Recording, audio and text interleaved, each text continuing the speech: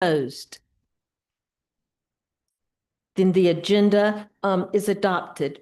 Is there a motion to convene into executive session to consider a student placement appeal So moved. and to discuss a contractual matter involving the Meeting Street Schools MOU?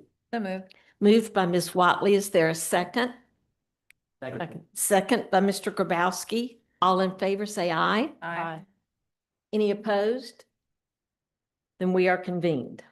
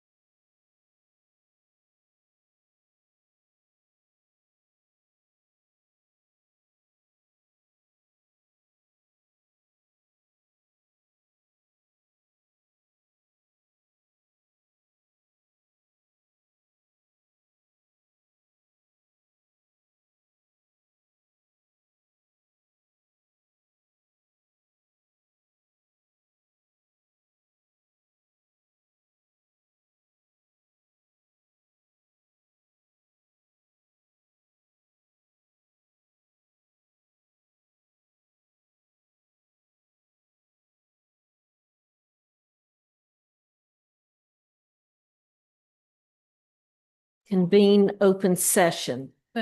Moved by Ms. Watley. Is there a second? I'll second. All those in favor say aye. Aye. Aye. Any opposed? Then we are back in open session. Is there a motion for agenda item 5A? Yes, I make a motion to uphold CCSD's January 12th hearing decision. Is there a second? Second. Second by Ms. Bailey, motion made by Mr. Grabowski. And since we do not have diligence replacement yet, I'll ask for hand votes for these items. All those in favor say aye with your raised hand. Aye. 1, What do we do? 2, 3, 4, Was 5. voice vote? And Ms. Bailey, your hand's up. 6. 6 in favor. All those opposed, raise your hand. We weren't paying attention. How do you know that? All right, the motion on the floor, Mr. Grabowski, if you would please repeat it, Oh, that we will support. the motion is to uphold the CCSD hearing, January 12th hearing. And Mr. Grabowski made the motion and Ms. Bailey seconded it. And I said, because we do not have diligence replacement yet, I will ask for raised hands for all those voting aye. Oh, sorry. And the motion passes. On to item 5B. Is there a motion?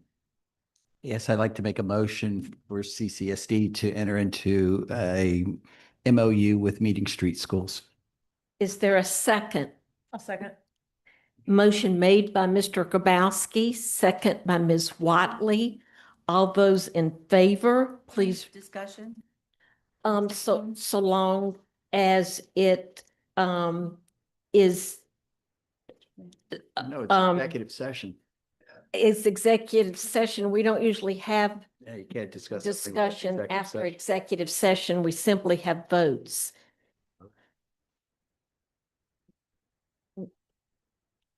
I was saying that we don't usually have discussion after executive session items because we've discussed everything back there, and that was the reason for executive session. So how do we handle the request?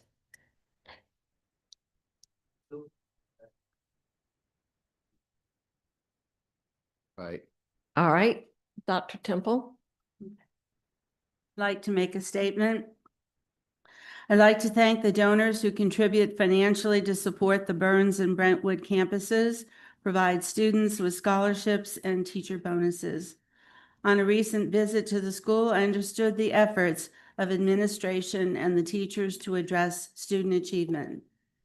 In 2014, when the schools were struggling, the school board decided to try another approach and approved a public-private partnership model for the Burns and Brentwood schools. However, from a 10-year historical perspective of the data, it's apparent to me that CCSD does not need to perpetuate this model of education. The district is showing steady growth in student outcomes with its support of neighborhood schools by providing exemplary curriculum materials, professional development for instruction, and the weighted student funds.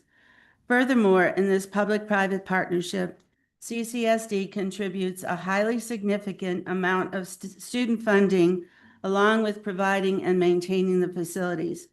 By using this autonomous model, student outcomes in both ELA and math, as well as the school's South Carolina report card ratings, have been inconsistent.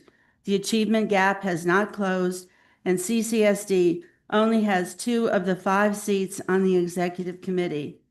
The budget also reveals that the partner does not provide a consistent amount of funding each year. I appreciate the efforts to update the MOU. However, given the investments and autonomy CCSD assigns to this model, I believe CCSD's role in this partnership lacks the governance, oversight, and accountability measures it should have to ensure the North Charleston students zoned for these schools have the highest quality public education they deserve. Thank you. Mr. Frampton, if I may ask a question, we are allowed discussion. Are we allowed to make statements that require no discussion? Been made. Well, it's a, call it discussion, call it debate, call it why she may or may not vote against an item that's up for vote. I think it's all the same thing. Thank you. It was all germane to the subject. Let's put it Right. that way. Thank you. Any other statements or questions? Yes. That- You recognize me? Mhm. I would like to take this opportunity to agree with Dr. Temple. I believe that for me, everything that she said was actually accurate. My concerns are with the agreement, and I will leave it right there. Any other discussion or questions? I want to make one comment.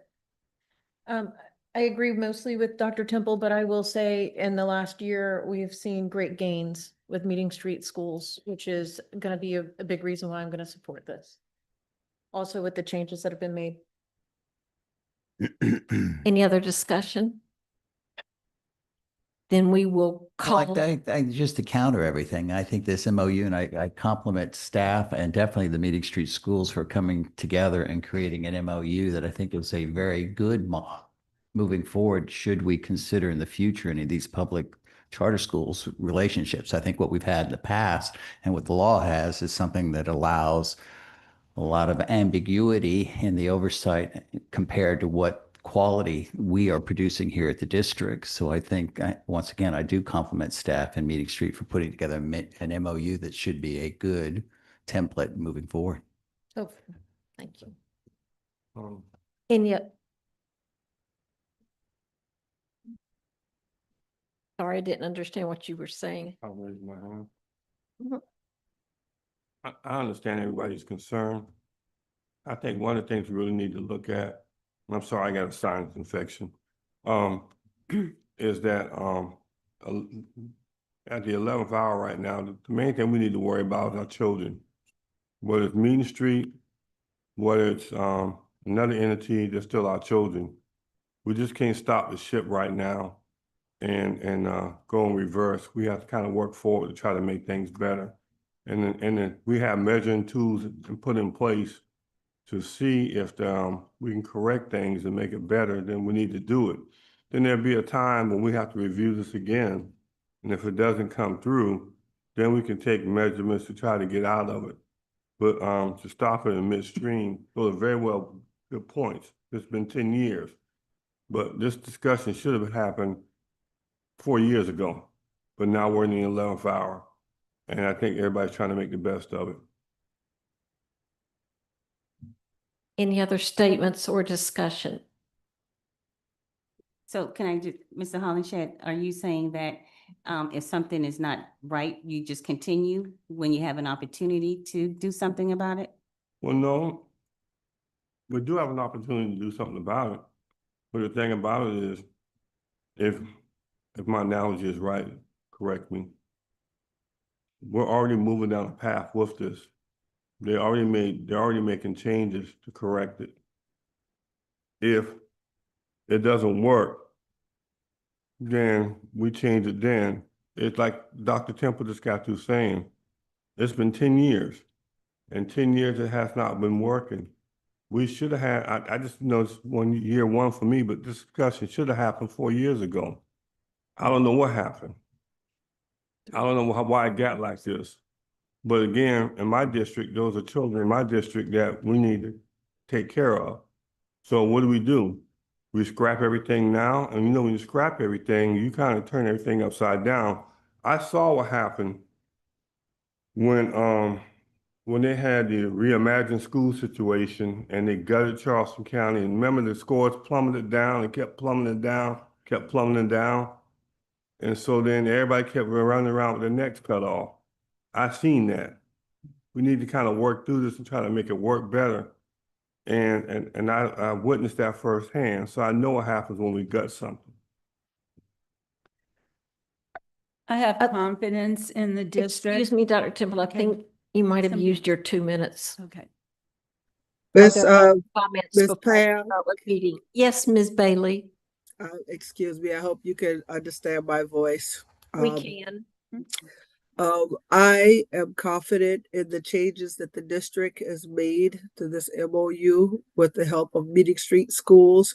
And I look forward to seeing them advance and go up higher for our children's education. And I am in full support of this. So thank you. Yes, ma'am. Ms. Jewett, I saw your hand. Well, I just want to support Kevin in the sense that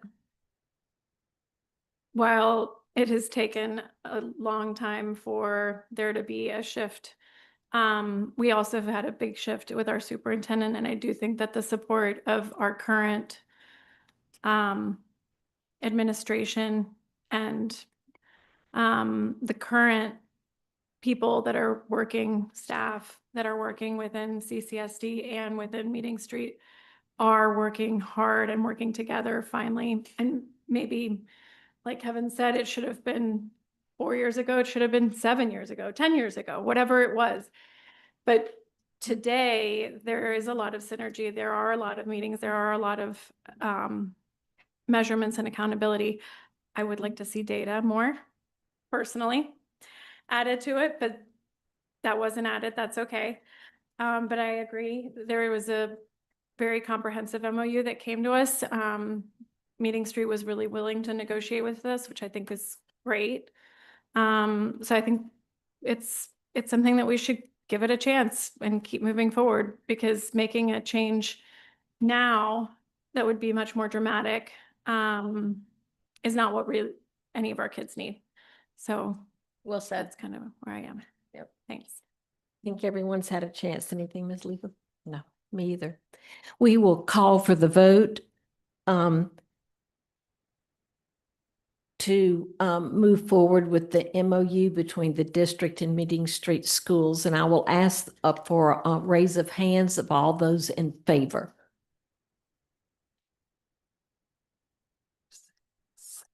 Thank you. All those opposed?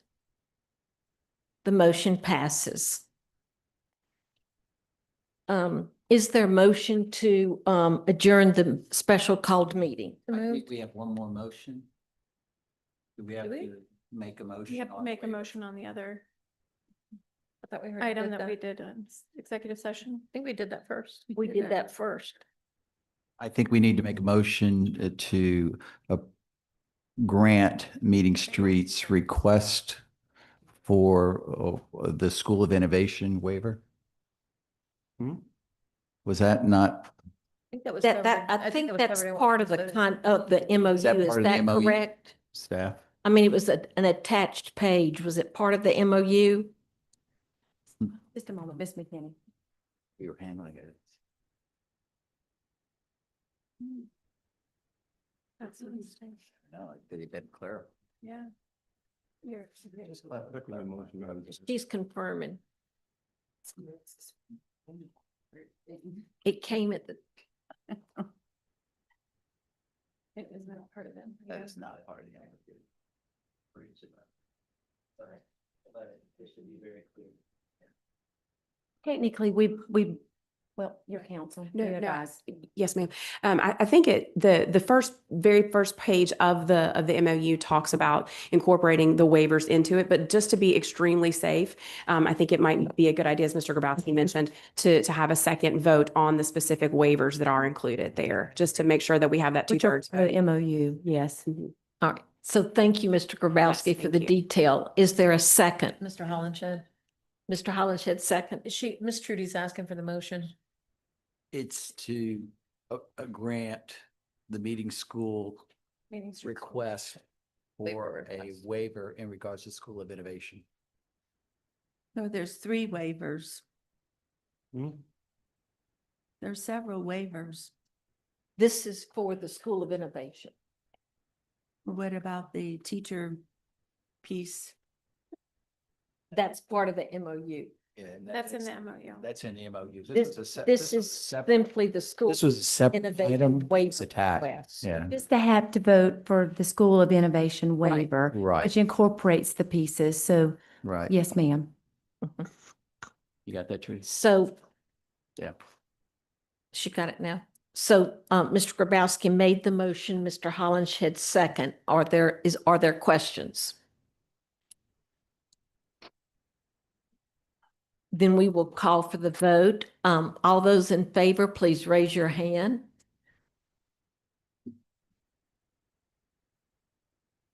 And all those opposed. Thank you. The motion passes. Now I will ask for Yeah. a motion to adjourn the meeting. The move. Moved by Ms. Watley. Is there a second? All those in favor, aye. And I will pass the gavel to Ms. Watley.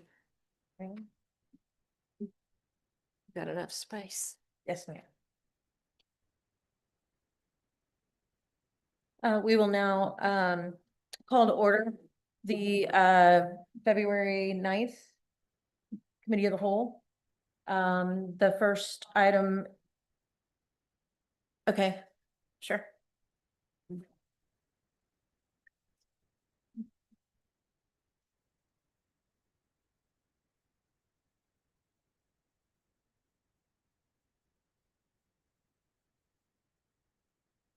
You ready? Okay. First item up for is going to be item 1B, the adoption of the agenda. Do I have a motion? So moved. Second, Second. all in favor? Aye. No. Question. Aye. Roberson, Can I go ahead. Yes.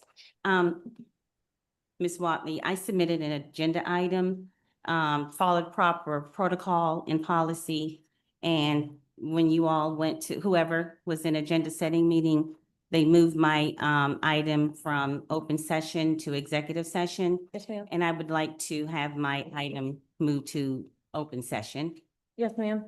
That was discussed and placed on the agenda per policy, which defers to the superintendent to have the authority of where items are actually placed on the agenda, and she felt it were prudent to have it discussed in executive session. Okay, may I make a statement for the record Mr. regarding Frampton, this? Mr. Frampton, how she's wanting to make and do you mind using your microphone?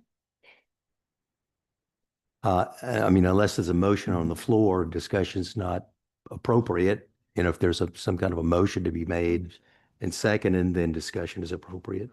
And so this is, the motion has been made and seconded? No, I'm for- talking about, I mean, if she wants discussion, if she wants to have discussion on that, then discussion is appropriate. Okay, Ms. Roberson? Thank you. Madam Chair, members of the board, and members of the public. I place this statement into record to formally object to moving my duly submitted agenda item on board governance to open session, from open session to executive session. The South Carolina Freedom of Information Act permits executive session only for narrow purposes such as personnel matters, student discipline, privileged legal advice, contract negotiation, or security issues. It does not authorize executive sessions for general governance, policy clarification, or procedural rules of engagement. We are a public body, legally obligated to conduct the people's business in open. My agenda item did not request legal advice, raise concerns about litigation, or involve confidential information. It sought clarification of the rules of engagement, specifically who may communicate with board counsel and under what circumstances. This is a governance matter, not a proper subject for executive session. Removing this item from open session blocks transparency, discourages legitimate governance inquiry, and denies the public insight into how their board operates. This is inconsistent with both the letter and the spirit of FOIA. Accordingly, I place on the record that I will not join executive session on this matter because doing so would, in my judgment, participate in the process that violates South Carolina FOIA and undermines public trust. I remain committed to lawful, transparent, and accountable governance and will continue to insist that this board conducts its business in open as the law requires and the public deserves. Respectfully, Darlene Dunmeyer Roberson, Trustee, District 8. So Ms. Roberson, with your statement, are you moving to have this item removed from the agenda? I am moving to ask this item to be discussed in open session because it is not confidential. I am merely seeking clarification regarding who can talk to General Counsel. Is there, so there's a second? All right, well, we'll bring it up for a vote. Ms. Trudy, are you ready? So, it will require six, a supermajority, so it will require six for it to pass. Why is that? Yeah, Can we get confirmation on that from our? I'm just letting you know, for it to pass, it will take 6 votes in affirmative. I think Mr. To change the agenda? To change the. No. But before we go to changing the agenda, I submitted, you're going to chapter 15 before we get to chapter 1. I submitted my agenda item properly Yes, by ma'am. board policy. It is not confidential. This should be an open session. There's no need for a vote. As I explained earlier, it is under the authority of the superintendent where the items are. Well, maybe she should speak to what is confidential about this matter. Ms. Huggins? No, ma'am, as was shared with the board in written communication, the superintendent and the board officers got the advice of counsel, and the administration will not speak publicly about this matter. It's appropriate for executive session. It is not appropriate for executive session. Therefore, I will not participate, and it's a FOIA violation. Amendment of the agenda requires a 2/3 vote. Mrs. Watley? Well, she's had made a motion and it's been seconded, so we do need to vote on it. So, all of those in favor of her motion? Mhm. Are you gonna vote? I didn't This think is your I- motion. So that's 4, and then opposed? 1 abstention? Ms. Bailey? Her hand's raised. Okay, can we have the gallery? Thank you. It does not pass. So then, the original motion on the floor with the agenda as it is what remains. So then we will move on then to item. Oh. You do have to vote on that. So all in favor of the, original motion of the adoption of the agenda, say aye and raise your hand. Okay, and then, so that one does pass. Opposed? Oh, does it? No, Thank you. well, so on the original agenda, That's fine. she votes in favor. Ms. Bailey. She votes in voted favor. Favor. Oh, I forgot the screen's behind you, sorry. Oh, She's got she a. raised her hand.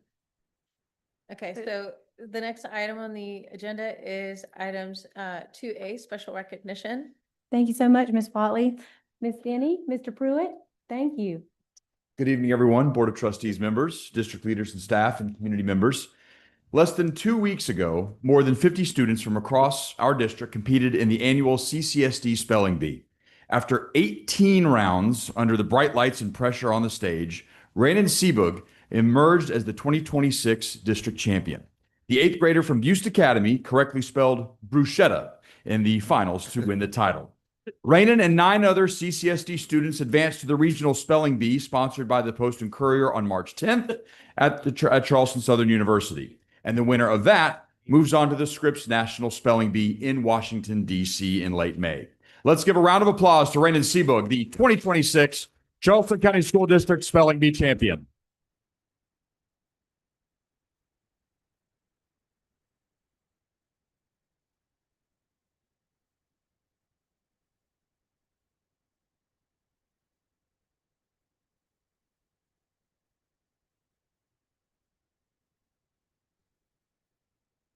That was his word, wasn't it?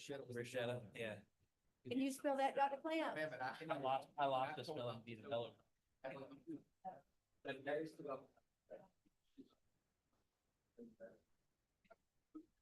Okay. I'm gonna take several, so just.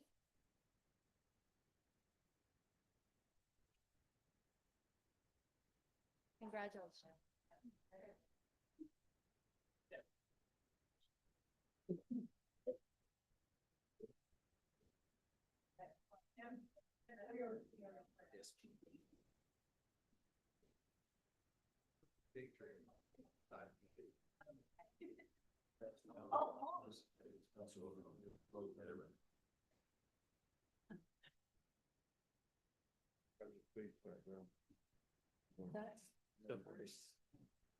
I hope you feel better. He did the same thing I did. Take some vitamin C. Didn't like mellow yellow. It's MEL.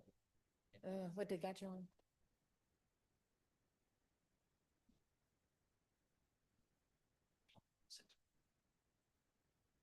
Feel better.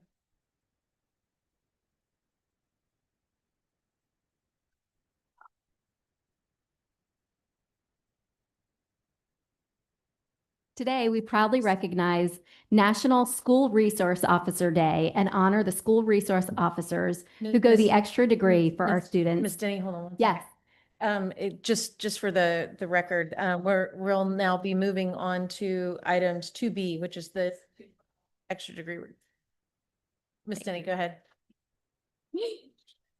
so today we'll proudly recognize National School Resource Officer Day and honor the school resource officers who go the extra degree for our students every single day.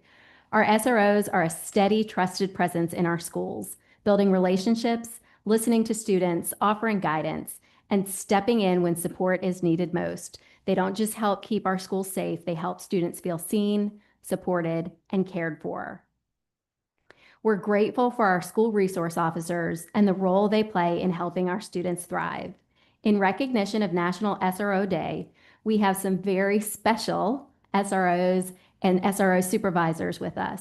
Sergeant Qantas Point, Lieutenant Jackie Woodall, Sergeant Jermaine Gilliard, SRO Josh Poole, SRO Monica Anderson, and Captain Andrew Miller, who are all here for tonight's presentation.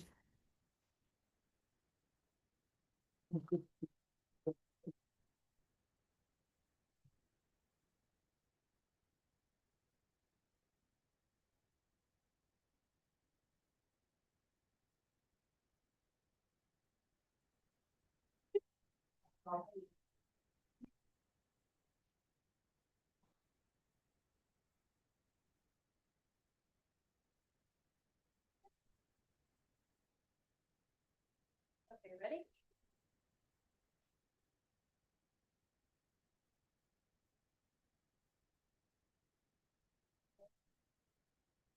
Thank you, congratulations. Thank you. Thanks for your service to our schools.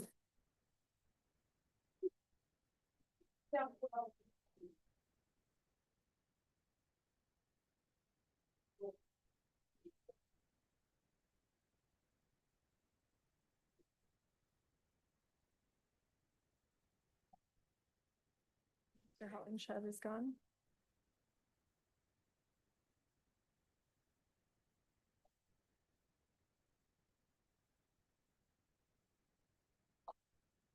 Thank you, Miss Denny. Did you have anything else? Our 212. Oh. Okay. So I today, got ahead of you. yes, ma'am. Thank you for being gracious. Absolutely. Go ahead. Today, we'd like to recognize Miss Kendra Jenkins from Zucker Middle School. She's our instructional coach and math teacher at Zucker. And I'll wait for Miss Jenkins and Mr. Haynes to come on up, and I'll tell you about how wonderful Miss Jenkins is. Kendra Jenkins began the year serving as a math instructional coach at Zucker Middle School. When Mr. Haynes approached Miss Jenkins about returning to the classroom to fill a math vacancy, she immediately put students first and agreed to step in. Although her return to the classroom was originally intended to last only the first semester, her students demonstrated such strong academic growth with an overall median growth percentage of 71%. Mr. Haynes asked her to remain in the classroom for the rest of the year. Ms. Jenkins is deeply student-centered and consistently makes decisions based on what's best for the students of Zucker Middle School, and we're so glad that she's in the classroom serving at Zucker. Get up, get up. Let's celebrate Ms. Jenkins. Zucker family. Y'all come on, Yvonne. Yvonne, y'all come on up here. Yvonne, y'all come on up here. Y'all knew I was gonna call you up here. Come along the side. No, don't go around the back. Mr. Sarge will let you through this way. Come this way. Come this way. So this right here is what this work's all about. This is Dr. Joe Williams. He leads our middle schools. You know, when you tell most people we need you to go to a class, back to a classroom, they don't always smile and say, I'll do whatever you want. But for every season, Miss Jenkins always shows up. This is what this work is all about right here. And this family coming here is equally as committed to kids. So let's give them one more big round of applause.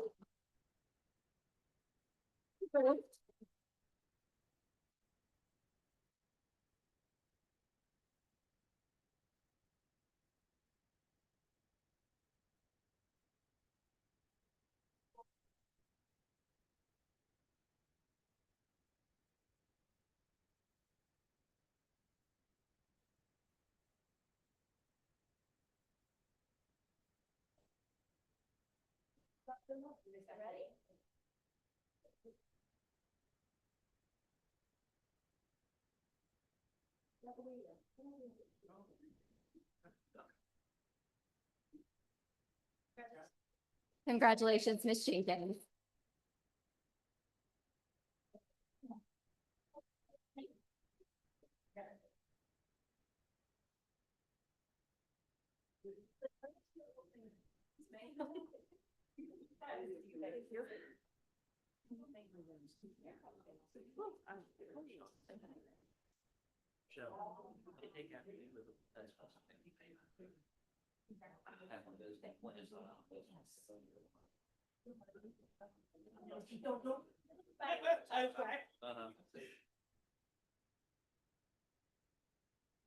The next item up is to convene into executive session. Do I have a motion?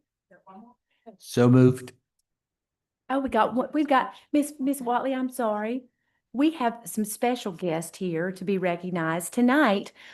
Tonight during the superintendent's report, I'm going to be talking to the board about the Peninsula Promise. You probably read a little bit about it. And one wonderful thing about the Peninsula is the great work that's happening over at Meminger with these Mariners. So I wanted you to meet some of our Peninsula Promise students and some of their coaches here. Come on in, come on in. You all are fabulous. Mr. Coach Robert. I know I specifically asked for pom-poms, so I know you I'm glad we got some pom-poms.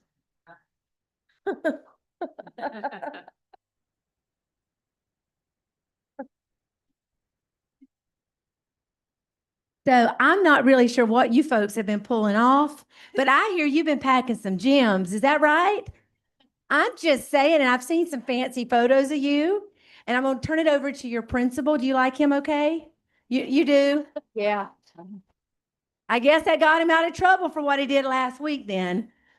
I'm going to pass it over to your principal. And this, did you bring me something? Girl, bye. That's fantastic. Yeah. And how about this guy? You and her?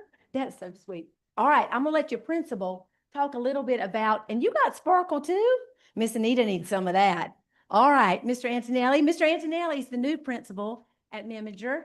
And he used to be you can't get the mic from me very easily, as you know.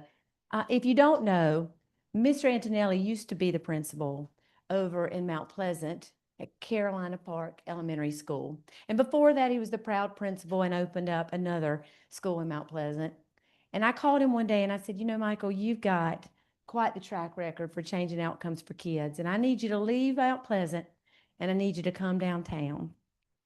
And Michael said, Anita, I'll pray about that. And then he called me back and he said, I'll do it. And the things he is doing there with these kids is just tremendous. So talk a little bit about what you've created here with this great team you've got. And I saw these folks, I see some of these folks in the community after your games too. I'm not gonna tell you where I saw them though. Okay, Mr. Antoine. Well, thank you for having us, first of all. I think you're going to get to see a video that highlights what Anita just said. She used the word team. And while I get a lot of credit for things, I am nothing without the team. So we have a number of faculty members behind me who not only are helping with our basketball and cheer programs, but just with all the things that we're doing at Meminger. We were able to come into an already amazing school and just take it up an extra degree. This is the first time we've had basketball teams and cheer teams, and we had incredible success. The boys went 8-3, girls went 6-6. We made the playoffs. The cheerleaders were packing the gymnasiums, and if anybody ever came to a game, you have never seen a fifth grade basketball spirit like what we had this year. So it was absolutely incredible. And let me introduce real quick, Corey Roberts down here, the adults, is our assistant principal. He also coached our girls team this year. Emily Daniel is our other assistant principal, just superstar assistants. I'm so blessed to have them with me. Maggie McClary is one of our teacher coaches and also a parent of basketball player. Erin Woods is one of our, she's actually our teacher of the year and one of our cheerleading coaches. All of our teams have been coached by faculty members, which has just been another testament to the team that we have. And Anita, you are now officially a member of the Anchor Squad. So thank you for having us.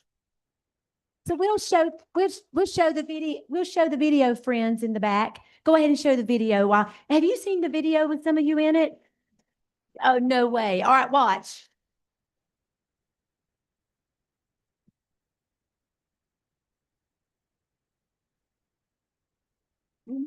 We're the Meminger Mariners. We had the idea to start basketball programs this year. So we entered the Trident League, which is a fifth grade division. We only have 12 fifth grade boys in the whole school. So all the fifth grade boys who came out made the team. We added some fourth graders. Same thing with girls. We had some girls tryouts and they formed a team, and we've had incredible success in our first year. My favorite players are LeBron James and Kyrie Irving, and I played just like them, ball handling and finishing. My teammates, they are very physical players. They enjoy playing for our school. And not only has it been incredible for students, but the whole community has come out. We played at Porter Gowd last Friday night and packed the gymnasium. Very proud of all the boys. They work hard. They get out there. They give their best. And I just want to thank Coach B and Mr. Antonelli because this is a great opportunity for the boys.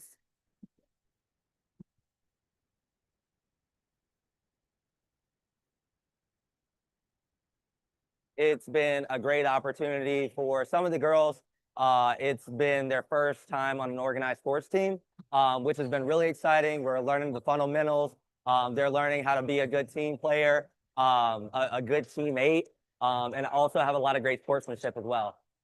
So, I mean, it's really just been an overall great time to connect with the students at school, but also really have a time to bond outside of school as well on the basketball field.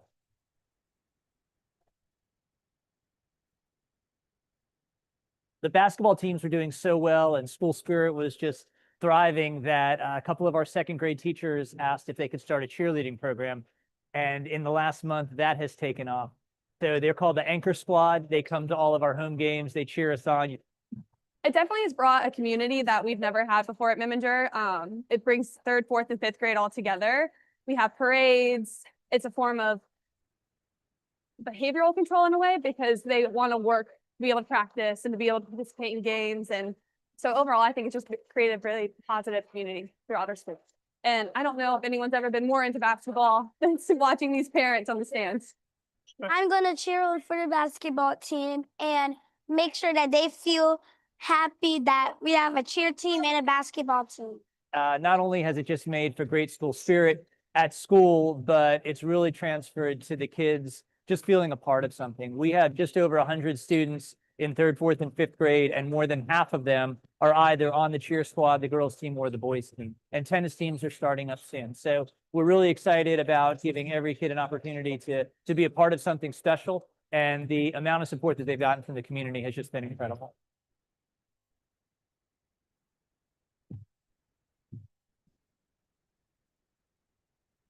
So Mariners, we're so proud of you. Let's give them a round of applause. Woo! Okay, trustees, let's get a photo. Let's slide in here, friends. Slide in.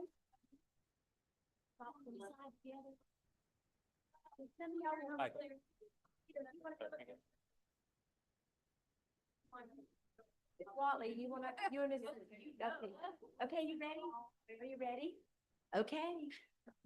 All right, smile at Miss Michelle. Huh?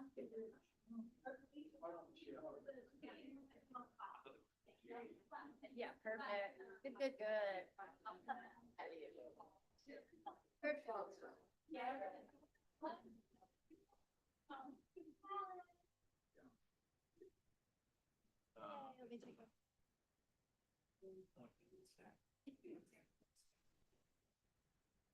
Perfect, congratulations.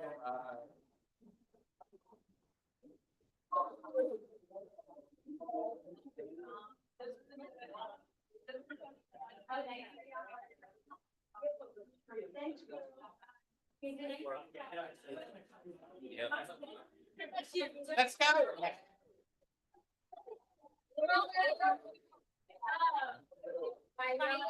Yeah.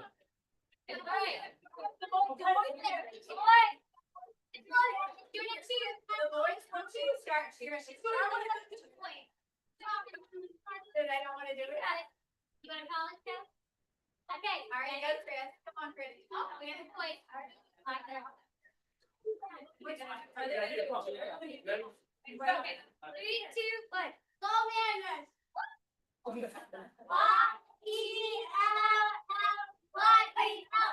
Everybody yell, go, Mariners! Go, Mariners!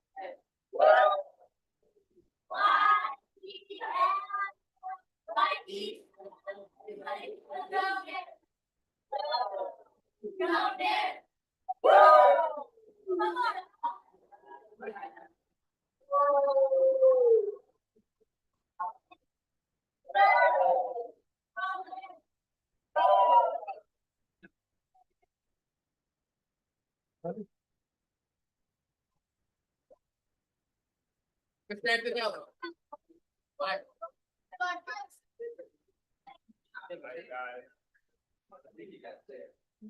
Yeah.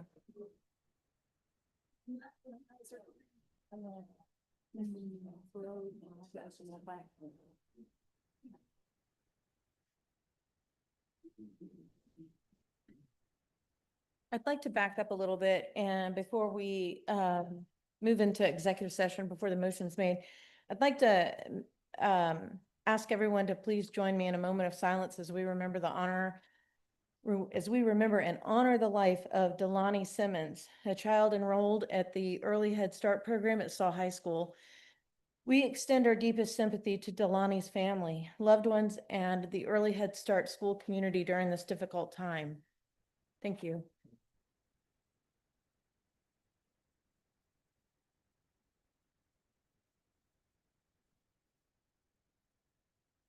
Thank you. Now, the next item is to convene into executive session. Do I have a motion? So moved. Second? Second. All in favor? Aye. Any opposed? Aye. Ms. Bailey? I said aye. And any opposed? And the motion passes. We'll convene into executive session.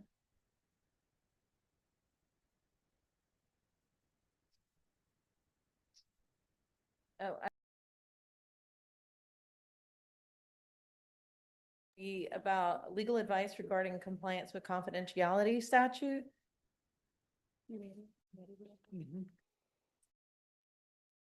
We are now in executive session. I'll be back momentarily.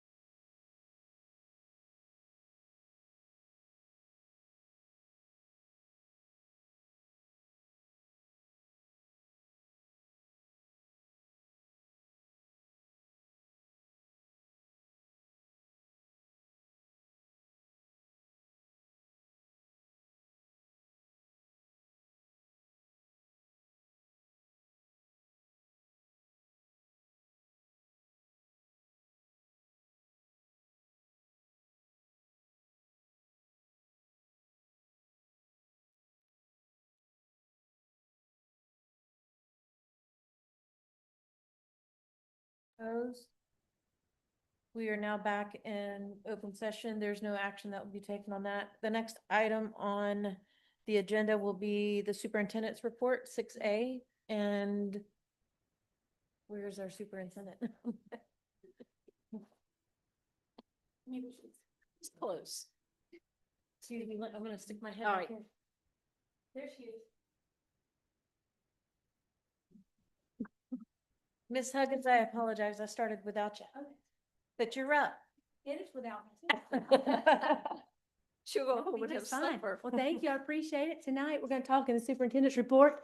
You want to pull it up for me, my friend? About the Peninsula Promise and the work that we're planning for downtown Charleston. We're also going to overview the budget, Mr. Brigman's intent to recruit the best for this season. Just this morning, we started the day out at Pinehurst with about 30 of our aspiring teachers through the Clemson project. So we're really excited about that. And we want to celebrate some school principals who are here for being recognized as finalists for Palmetto's Finest. In fact, I think Ms. Dassing may have had to leave. She was on the, Ms. Dassing, are you still, oh, she is still there. Ms. Dassing, I'm going to go ahead because I know you have to leave. I see your text message. We want to recognize tonight 3 schools. No other district in the state who is recognized as having finalists for Palmetto's Finest has more than 1 school. This is a rarity. We have 3. Last year was the first year in 20 years we had a Palmetto's Finest recipient with Carrie O. And now we have 3 finalists this year. Anna Dassing, the proud principal at Lucy Beckham High School out of Mount Pleasant. Miss Dassing, we're really proud of you and the Bengals. And we also have, is Stacy here? Stacy Dickinson. Stacy, please stand to be recognized. Harborview Elementary School.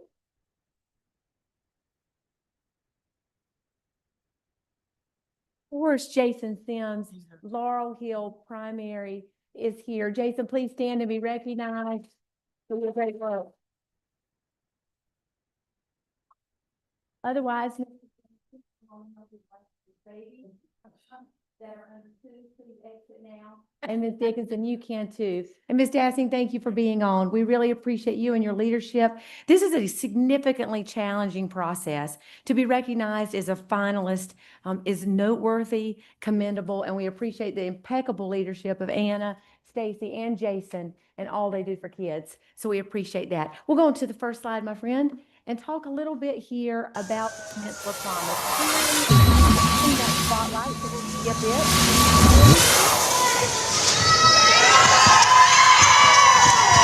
Although I'd love to see it again. We're running short on time. So why are we doing this? We've been engaging, and I want to thank Dr. Coakley and her team, the senior leaders around me, for really engaging thoughtfully on the peninsula over the course of the last 2 years with stakeholders about what they want to see in their neighborhood schools to make sure that access and opportunity are provided to all kids. So what we are launching is a community-driven pre-K through college and career initiative for these students, again, shaped by engagement with our priority being access, opportunity, and alignment. Here is a quick overview. Many of you may have already seen this. I want to thank Mrs. McKinney, who attended the press conference with us, several other elected officials, lots of school leaders. We're going to start, as you know, with universal pre-K. We'll be the first district in South Carolina to launch this, not only for 4-year-olds, but also 3-year-olds. And we're going to start this in August on the campus of Charleston Progressive Academy. Ms. Sheets and her team are really incredibly excited about this, and so are we, to document the progress that early intervention can do for kids. We're hopeful that it will help us keep gaps from being created, opportunity gaps among children who have historically been underserved. And so we're excited about that. I want to thank the CFO for his leadership, the deputy superintendent, our CAO, and our principal supervisors for working to make sure this is a reality. Most importantly, I want to thank Mr. Bro and his team. This is requiring a lot of shifts, and he and Ms. Studer and the ops teams are working faithfully to make sure we can pull this off. It's going to be a game changer for kids. Secondly, we're going to launch a family learning and resource center at Burke High School. It'll offer all things parenting. I wish one was available 21 years ago when I started to be a parent. I could have used some tips. But in addition to that, it'll really provide the wraparound supports that we think families need to be able to provide support to their children. We've partnered with Trident Tech. In fact, I met with former president, Dr. Mary Thornley, today. She is quite an impeccable woman, a great leader, about and we talked specifically about the workforce prep that we're going to give, certifications to parents so that they can find jobs and that they can provide support to their families here on the peninsula. We have one of these open over at Mary Ford that's functioning well, and we're excited to do this at Burke High School. We will, in order to launch universal pre-K, we will be coming to you to talk a little bit more soon after we engage more fully with the community about attendance lines and how we make sure this works. Because as part of this plan, we'll go on to the next slide. We're going to relocate Simmons Pinckney Middle School into the Mitchell campus so that we can offer a comprehensive middle school experience there. And we're going to divert the less than 150 students that are at Mitchell to schools within the zone. We anticipate that this will expand Meminger Elementary. We expect that it will be a good rated school after this year. We're excited to see the progress that they're making. It will also expand Sanders Clyde Elementary attendance area, and it will adjust James Simmons Elementary. After we are out with the community next week, we have public engagement sessions both Monday and Thursday. We'll be bringing back to the board a set of recommendations. As you know, that's within your purview to redraw those lines to ensure that kids are served and served well. This next slide will overview for you what we intend to do at Simmons, Pinckney, and Burke. We're incredibly excited about this. In Mitchell Elementary, we'll have the opportunity to expand pathways for students for career and technical education. And we're also opening a Leonard McLeod Cultural Arts Collective at the middle school to inspire arts. I don't know how many of you know Mr. McLeod, but he can teach just about anybody to play anything at just about any age. In fact, I saw him today when I stopped by Simmons Pinckney to visit the staff there. So we're going to expand pathways into the middle school for career and technology education and expose children, as well as this cultural arts collective. And into Burke High School, we will expand, I hate to call them trades, because that's often associated with low wage paying jobs, but we'll expand career and technical opportunities. What students are interested in are really guiding that. And we're also going to partner, if you were at that press conference, you met General Broadwater, an exciting new partnership with the American College of the Building Arts in preservation, design, and construction fields. And Mrs. Denny is leading that work alongside Dr. Kathy Gear in Mrs. Roberts' office. Again, partnerships make these things happen. The American College of Building Arts, it's critical to this expansion. Trident Technical College, critical to this opportunity. And last but not least here is the College of Charleston's partnership to offer this advanced academics academy with enhanced dual credit and AP at Burke through the Scholars Academy. So we're incredibly excited about the work and the opportunity to really expand access and opportunity beginning at age 3 here on the peninsula. It's going to take a lot of work. Not everybody's going to agree about the way to do it, but we believe that it's going to serve kids well. I'll go quickly, Madam Chair, to the next few slides, Ms. Watley, and then certainly if there are any questions, stop at that point. We already highlighted the work at Laurel Hill, Harborview, and Lucy Beckham. Again, no small feat for any school, regardless of their consistency, regardless of their report card. Being recognized as a Palmetto's finest finalist is exceptionally challenging, and Dr. Clamp want to thank him for leading a lot of that work with these schools. He's served on that selection committee in prior years in other districts. Dr. Clamp, we thank you for your mentorship in this regard. We'll go on to the next slide really quickly. To show here, I was really proud last week, Mr. Brigman and his team. I'm convinced there's no HR team across the country that can compete with them and their excellence. We held a recruitment event last week where we had over 30 qualified candidates identified. Most of them were stealing from other districts, right, Mr. Brigman? I don't want to say that in case Dr. Dixon or any of my colleagues hear me, but lots of interest in this great district, and we're really pleased with that. It's the people that make this work worth doing. 2 events coming up, excuse me, 3, a hiring fair on March 7th, a signing day on April 2nd, which is really exciting. I'll make sure you're invited to that, trustees. And then an end of the year Teach Charleston, one of our alternative pathways for certification celebration on May 7th. Mr. Brigman, is there anything you want to add about your work in HR and what you're seeing right now, early trends in regards to recruitment? Fast.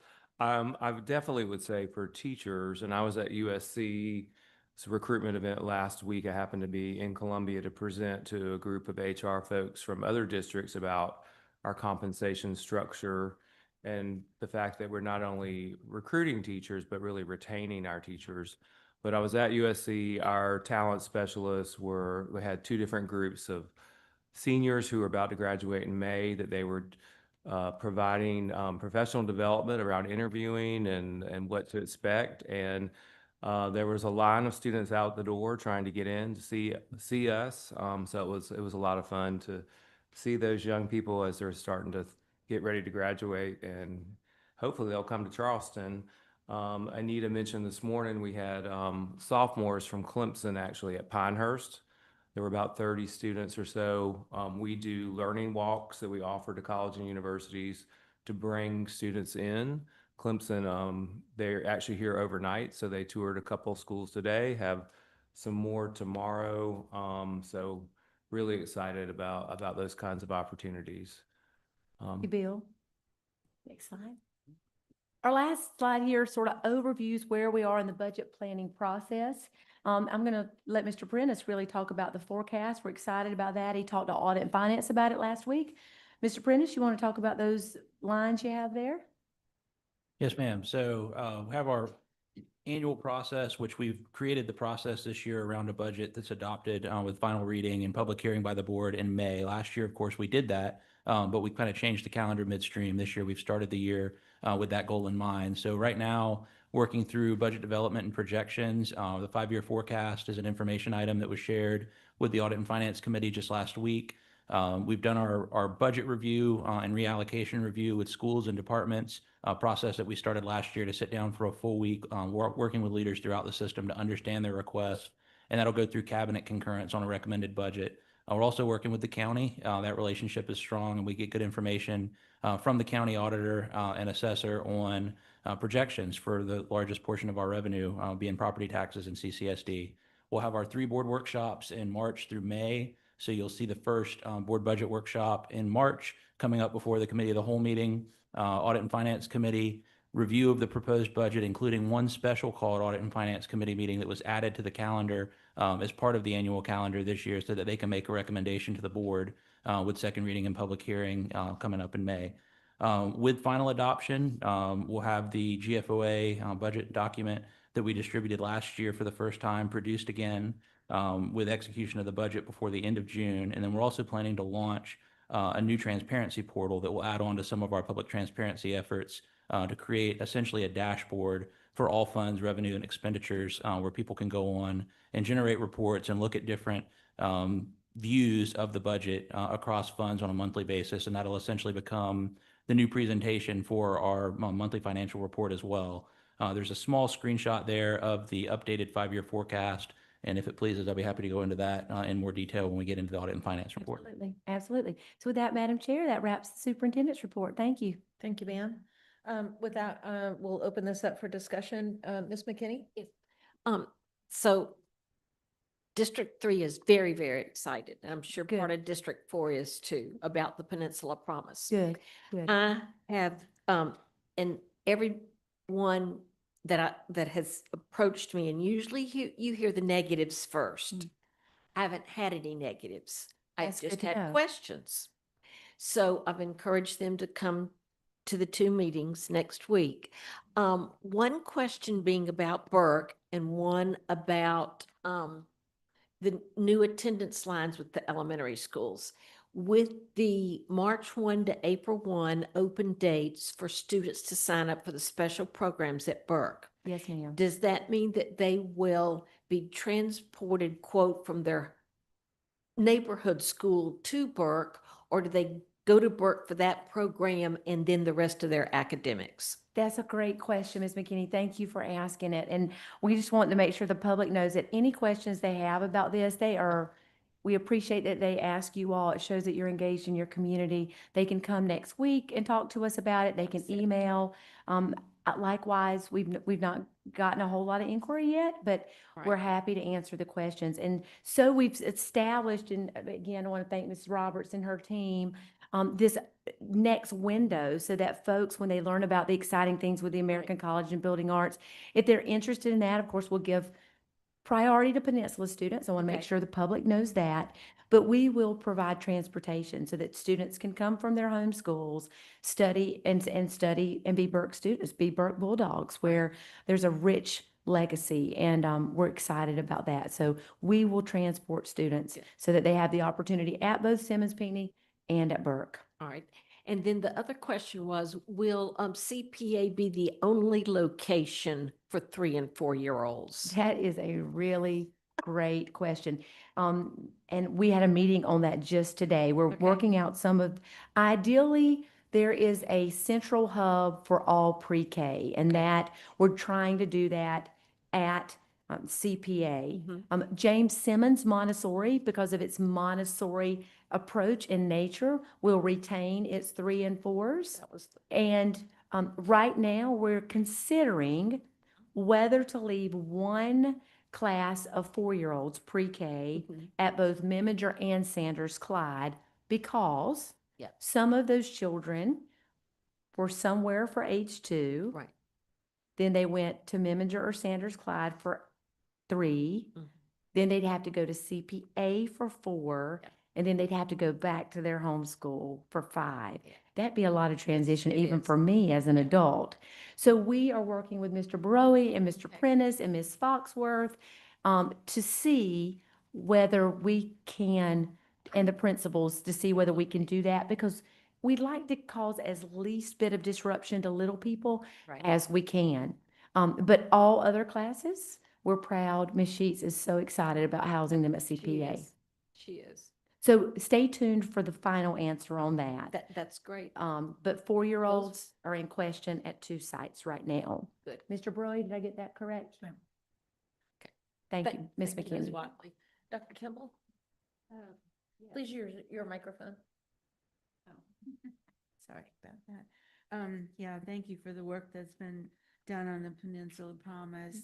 Yes, ma'am. I attended the December meeting and I was really impressed that this plan seems to reflect what I've heard people saying. Well, thank you for attending, Dr. Temple. You came, Mr. Hollenshed came. I think Mrs. McKinney was there. I know other trustees tried to get there, but we appreciate that a lot. Good. Well, you don't have to answer this now, but I think it goes along with the attendance lines. I'm just curious how many students will be in each of the elementary schools, what the demographics will be for that, and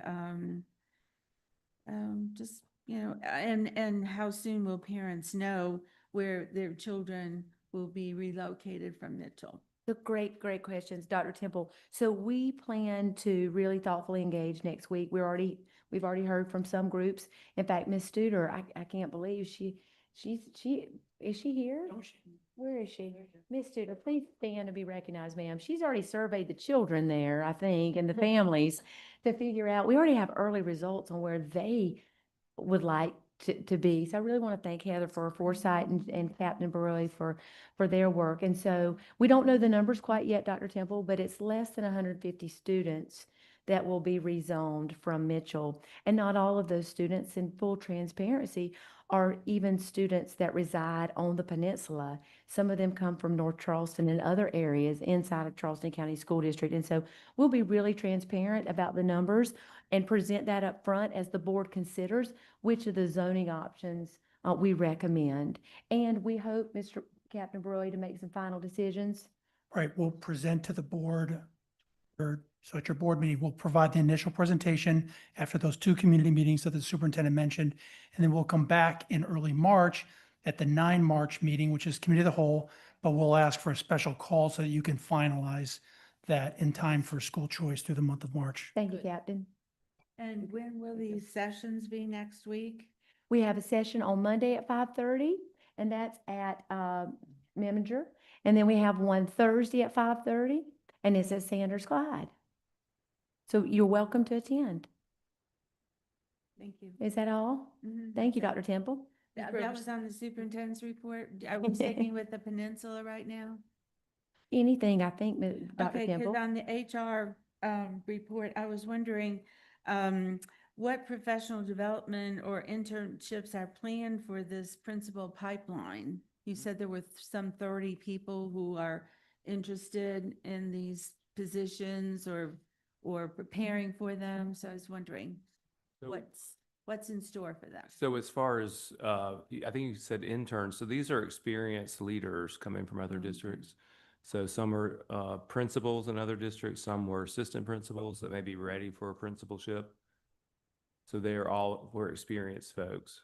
But Dr. Temple, thank you, Bill, for that. And Dr. Temple, you'll see, we're going to talk to you as one of our initiatives for the FY '27 budget process, a more thorough development of the budget of the leadership pipeline that Gail Morris and Dr. Clamp are leading right now.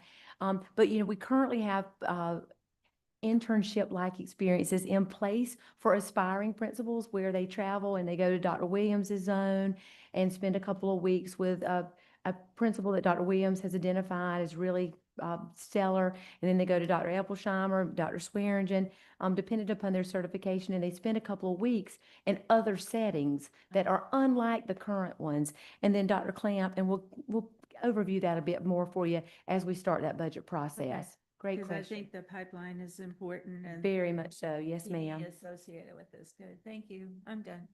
Ms. Roberson?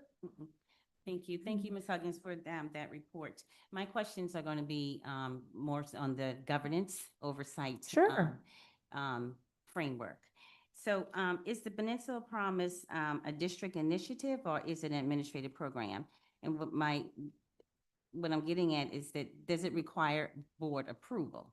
It does not. It does not require board approval in and of itself. The board will approve fees associated with it in regards to the FY '27 budget. So we vetted these items with council to make sure that there was nothing that required board approval. Okay, so that leads me to the universal pre-K program. Sure.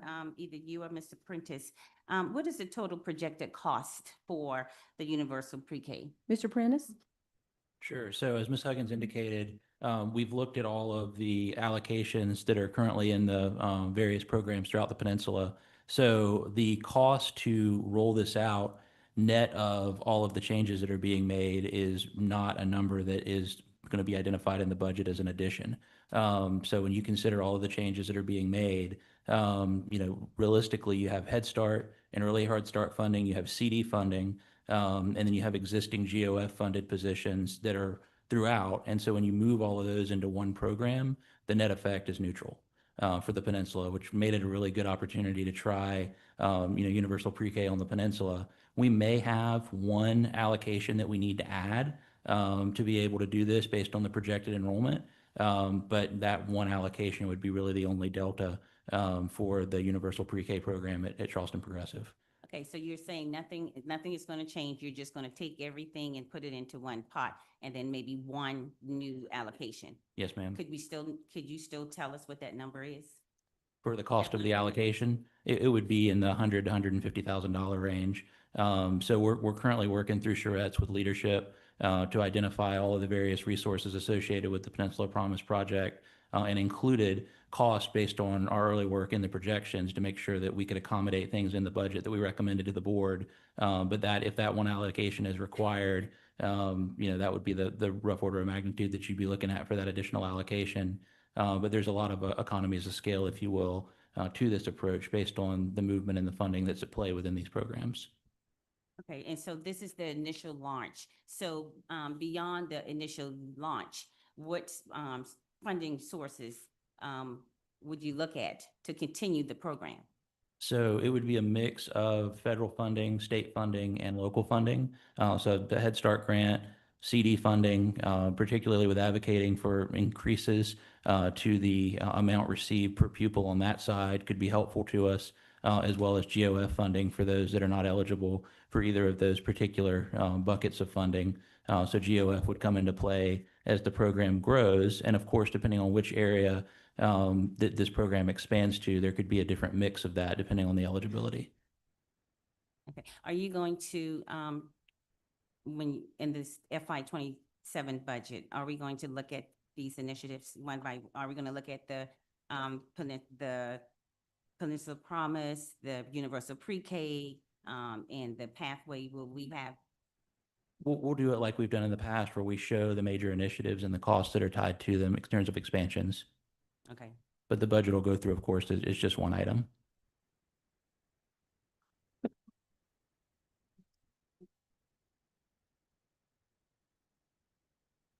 Ms. Robertson, Yes. Ms. Lieber? I'm just going to make a comment, Ms. Huggins, because I have seen the American College of Building Arts. Isn't it amazing? Amazing. And for any student with an opportunity to go there, amazing. We met there today with the mayors, and they of course knew it was there. They had toured before, and with some staff as well. It is simply Charleston is so special to have such an amazing school. I have a degree in architecture, by the way. But I didn't know that. Yeah, just an example, they are actually when I was there, they were working on George Washington's Mount Vernon. They're working on Monticello now. They're working on Yes. Monticello. Yes, it is amazing. And they have Thomas Jefferson's, the most complete library of Thomas Jefferson's they work. do. And they are probably a worldwide need. They really are. And we think this is a really unique opportunity for us. We are so incredibly thankful for General Broadwater and Christina and Vanessa, who has really, and Dr. Gare, is Kathy here?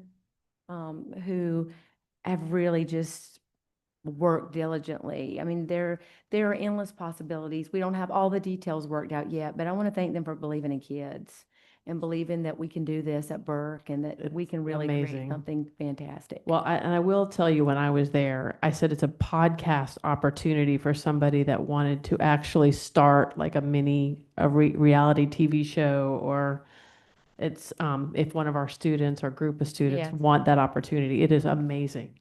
Thank you so much. Thank you for that.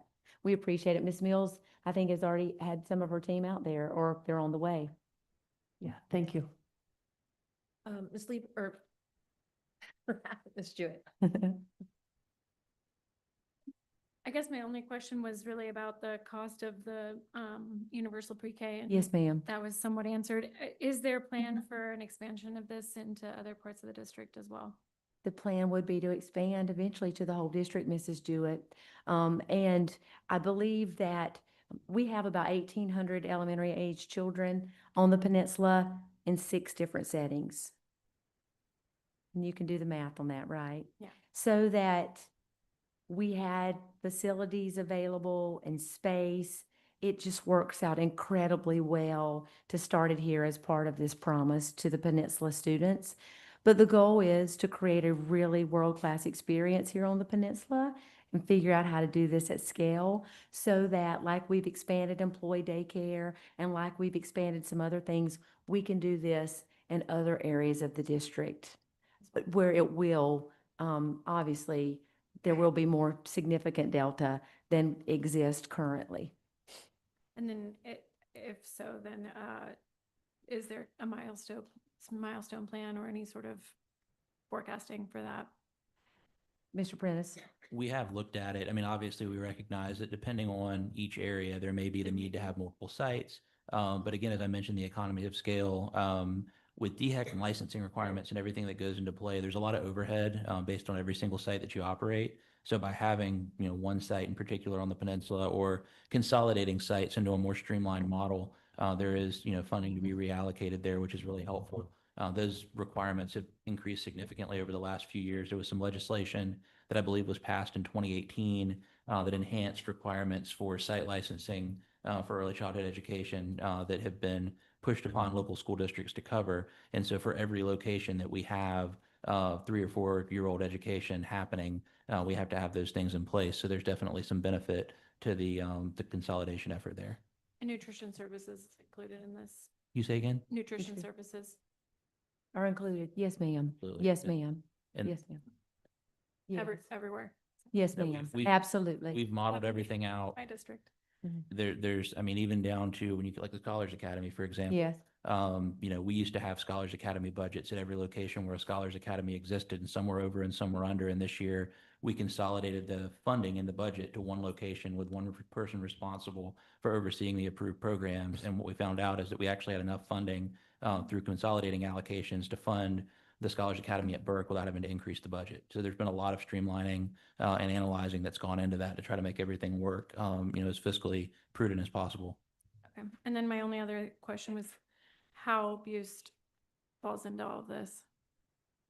Or what? Bust. So, as a countywide magnet, they are not currently impacted by this. But they're not currently impacted by this. Okay. Thank you, Ms. Jewett. Mr. Grabowski. I think it's always interesting, Ms. Huggins, when we start looking at attendance lines. Yes, sir. And the principles of it, that's all involved, because we haven't had an attendance line issue in a long time. It's have been we? a bit, hasn't it, Mr. Breuer? When was the last, No, we did it. when you have to scratch your head and think, It's in North Charleston Elementary. Dunstan and North Charleston Elementary, 2 years ago. 6 years ago, Yeah.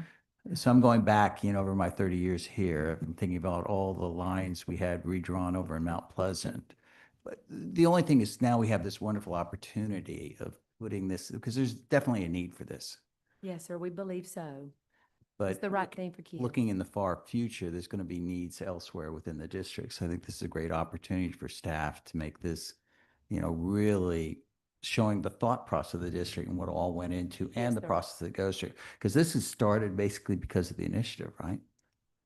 Yes, sir, and 2 I know years. we've been talking about Yes, the sir. potential, but the initiative Yes, is sir. really the driving force of this. Yes, sir. And just looking fiscally at how we're good stewards of the taxpayer dollars. And, it's really hard and challenging to operate smaller schools. It's not necessarily fiscally sound. And so we take a look at that, but we also take a look at access and opportunity and achievement and how kids can do better. And so as part of that, we really believe this is needed. So yes, sir, over 2 years, we've been talking about this and engaging with the community on it. Thank you, sir. That's it. Ms. Bailey? Yeah, I have a question. For the universal pre-K for 3 and 4-year-olds, how much space is there at Charleston Progressive Academy? How many classes will per age group for the 3s and the 4s? And where are we pulling the teachers and teachers' assistants to accommodate these classrooms? That's a great question. Dr. Clamp's got his schematic right here. Hold it up, Dr. Clamp. He's, we Ms. meet. Bailey, I'm gonna do my best. We meet regularly on it, but I got Captain Baroe here. He can take it. I wanted you to show him your schematic because I saw it in our meeting today. Well, Mr. Baroe, Does he need to phone a friend? he needs to phone a friend, I think. Roy, if you have it memorized, please go ahead, sir. He gets challenged about We that, have, Captain. we have 13 classrooms on the first floor of that facility. We're hoping to use one on the second floor. Miss Bailey, did you hear that? You said 13 classes? 13 classrooms on the first floor of CPA that'll be used for this program. Okay, 13 and on what on the first floor, second? And what one on the second floor? floor. Yes, ma'am, one. So you'll have 14 classes, correct? Yes, ma'am. Yes, ma'am. And what we're doing is, Ms. Sheets is still staffed, but there'll be staff at Mitchell that'll want to go and teach babies over at CPA. And there'll be some staff that's relocated, quite frankly, from Meminger and Sanders Clyde. And so HR is working really thoughtfully, one-on-one with our staff members to help them land where they believe they can best serve. Okay, thank you. Yes, ma'am. Thank you for that thoughtful question. Madam Chair, thank you for the opportunity. Yes, ma'am. I think Mr. Grabowski mostly covered what I wanted to go, but I'll take it a little bit further. Yes, I ma'am. know that the heart behind the Hunley Park and Lambs and Goodwin, and that consolidation was so that we could have more children, which would provide more resources and opportunities. Is that kind of what's behind this rezoning process and consolidation? For down here, Miss, On the peninsula, yes, ma'am. yes, ma'am. The answer is yes, ma'am, completely. To provide the best quality education we can for all children and to make sure that they have access to what other children have, both here on the peninsula and elsewhere in the district. And we believe that this will consolidate some places where haven't maybe needed that for some time, and that we'll be able to serve people really thoughtfully. And Ms. Simmons, I want to thank for helping be the conduit through which we work. To increase the class size or reduce it?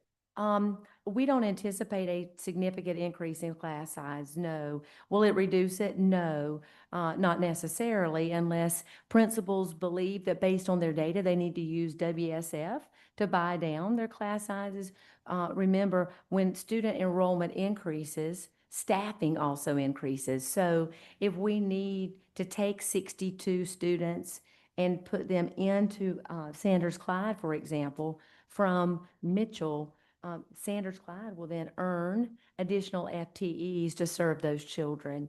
And Mrs. Malone, quite frankly, has much of a co-teaching model established there now. So we're not concerned about that at all. To the students that maybe need a little bit more attention, that they're not going to get lost in the shuffle. They're not going to fall through the cracks. They'll still get the needed attention. Absolutely. And we're working really thoughtfully. And I want to thank Angela Rush and Sherry Bell, who've really worked to develop a rich co-teaching model where they provide training on how that's done well. Because when it's not done well, it just serves as one teacher and pretty much an assistant, right? Co-teaching means two people actually planning together and thoughtfully engaging with kids together to make a difference in student outcomes. And so we're proud of the work Janice has led. We believe that the data suggests it's working. It's also working at Pinehurst, where Bill referenced we were earlier.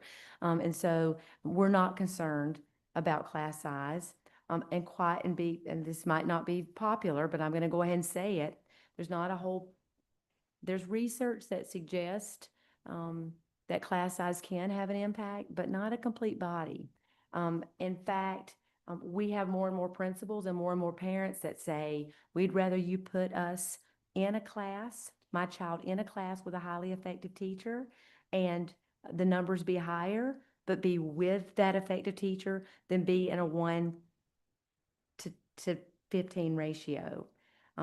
Because quite frankly, in some schools in this district where the class sizes are smaller, the outcomes are not as good as other schools with similar demographics. And the data suggests that right here at home. And so we're being thoughtful about that and paying close attention to the work. Okay. Great question. Thank you. You're welcome. Ms. Roberson, you had something else? Yeah, Ms. Huggins, I received an email from a parent. And could you speak to this right here? What does it look like to close a school? This parent thought that there was a process in place that if a school is closed, that it should come to the board for approval. Is there a difference in closing a school for an initiative that you are creating and closing a school because of it's failing? So is there a difference in, just speak to how do you close the school and when does the board vote? I'll let Ms. Thompson speak on that. We're not closing the Mitchell facility. So that's the first thing. We're not. But they're saying that Mitchell is going away.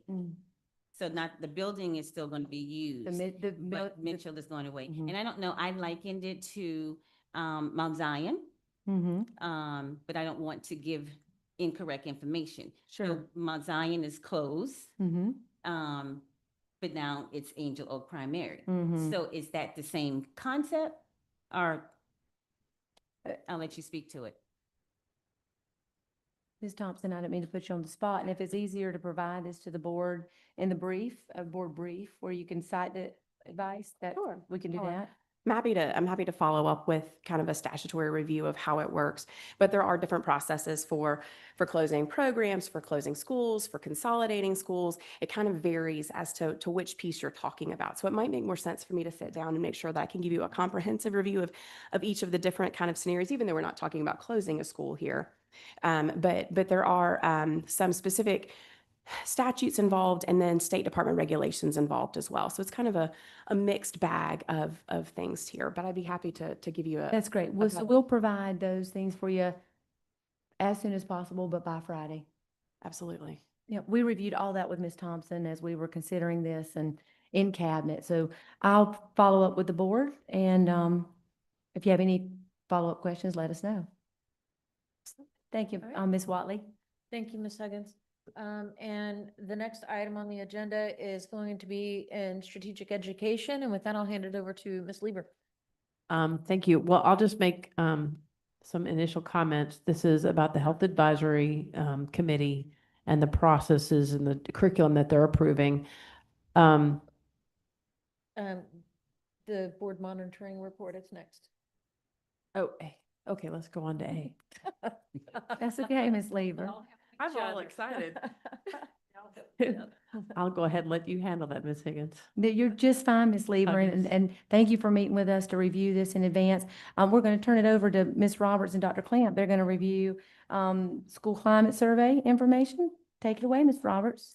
Yes, ma'am. We're going to tag team tonight's presentation. Excuse me, Dr. Provide- Clamp. Yes, ma'am. I'm sorry. We're going to tag team tonight's presentation and provide you an update as we've reviewed the 2025 South Carolina School Climate Survey. And what I would say tonight, what a fitting example of the impact of culture and climate on a school when you see students with their teachers and their principals and their assistant principals and just having an amazing experience in extracurricular activity and how that's helped those children, our students at Memminger, feel safe and welcomed and loved. And some of you may or may not have heard when they came up, Ms. Huggins asked one of the young men, are you happy with your principal? He said, yes, ma'am. And so it's those things that may not be captured on a survey that we know are real. And but we do have some very positive data to share with you tonight, and we're excited to do so.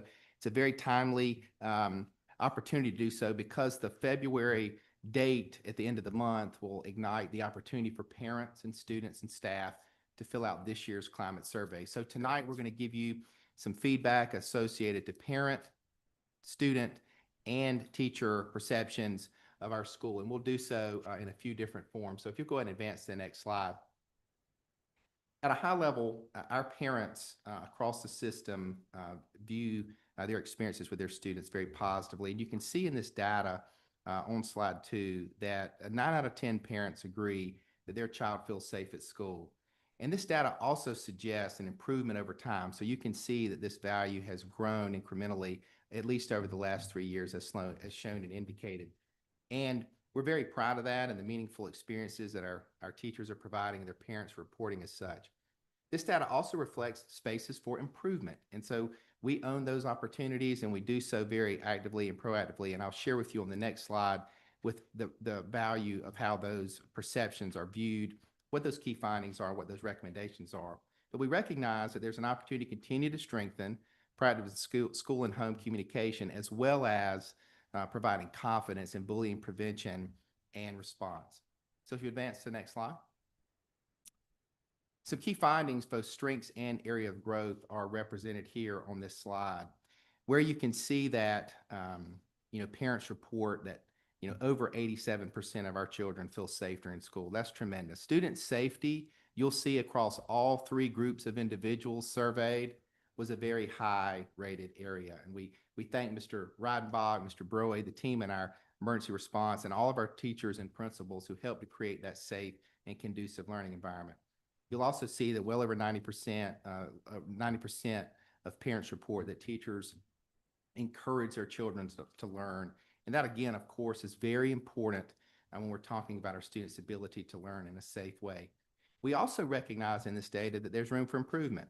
So those 2 key areas were both in school and home communication and bullying response and prevention.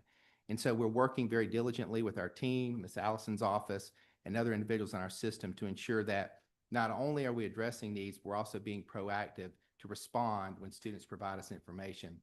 That school to contact, parents receiving positive information about their children. An initiative has already begun where parents are receiving positive referrals. I, as myself, have received a positive referral from my student from their teachers this year. So we're excited to see that take shape. We recognize that's an area of improvement, and we want to be sure that we thoughtfully respond.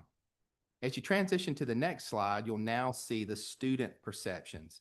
And so again, we ask the question similar, the State Department, presents this survey in a similar way so that we can compare both parent results, student results, and teacher results.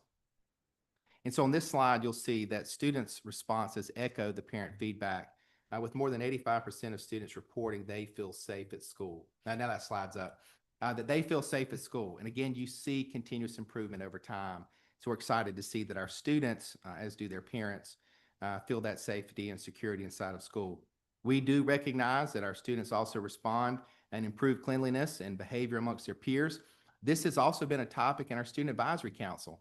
And I want to thank Mr. Broy and his team for bringing leaders to speak with our students and engaging them in thoughtful conversations about how they can be a part of that support and access as well. If you transition to the next slide, again, we'll report key findings and areas for growth. So in those key findings and areas for growth, we recognize again that safety and relationships are high rated values in terms of our students' perceptions about their school. And in thinking about those areas of growth and those facilities, you can see some more specific examples. We want bathrooms clean every day, and Mr. Roy works very hard with his team to ensure that our contractors operate appropriately to engage in that work.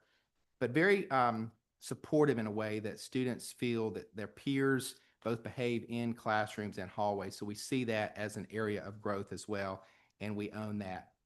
And we'll transition now to the last couple of slides, and our concluding slide, and Ms. Roberts will take the teacher perceptions there and follow up, she and I, with any questions you might have. So teacher perceptions are exceptionally strong across our survey items related to safety, collaboration, and shared commitment to student learning. The agreement levels exceed 90% consistently. This does reflect a strong professional culture and alignment with our instructional goals. Now, while overall results are very positive, the data do show some opportunities with staff morale, which are important for long-term sustainability as well as teacher well-being. We can advance to the next slide. So teachers overwhelmingly report feeling safe during the school day and while traveling to and from. With agreement approaching 98%, professional relationships are another clear strength with high levels of collaboration and mutual support among our staff. Instructional focus is also strong, with nearly all teachers indicating a shared commitment to helping students learn. The data also indicates some opportunities related again to staff morale and non-instructional duties. The next slide. So overall, the district shows strong confidence and safety across all of our stakeholder groups, providing a solid foundation for positive staff culture as well as student learning. The data also highlight opportunities to strengthen our learning environments, student behavior, family communication, as well as parent confidence in bullying prevention and awareness response. This year, the state's climate survey window does run from February 23rd through April the 17th. Teachers and students will complete the survey as a part of a school administration, and those results will actually be included in their school's report card ratings. Families will also receive an email the week of February 23rd with instructions for completing the parent survey. We strongly encourage all of our families to participate, as this feedback plays a critical role in guiding our school improvement efforts. And that concludes our report. Thank you, Ms. Buffy. Ms. Roberts. Questions from Dr. Temple? I always love to see these reports. So I was glad to see the parents feeling, very positive about the teaching and learning environment. To me, that's very critical. I did have a question. You report the percentages for each of these indicators, but I was wondering, what percent of our parents, teachers, and students participated in the survey? So I could get you the percentage Get for, it to me, but for I just- parents, yeah. but I can tell you that as a part of the teacher survey as well as the student survey, we, schools are required to have at least 80% of their students and their teachers participate, or you receive a penalty on your report card. So we really try to make sure that we have all of our teachers and our students take the survey. As far as the parent survey goes, we really, really encourage our parents to take part in that. And that was one of the reasons why we wanted to bring this to the board today. So hopefully that would be on everyone's mind and we can get more parent participation, because we would really like that to happen. Good. If the bullying issue is, that is of concern. So do you feel that students really know what are the bullying behaviors and how are they, how is bullying being addressed concretely in the schools so the kids know what constitutes bullying, teasing, that kind of thing? So I think it's really important that we look at what the perceptions were for students and teachers as opposed to the perception of parents when it came to bullying. Our teachers as well as our students actually did not have, their results were very positive on bullying response and awareness.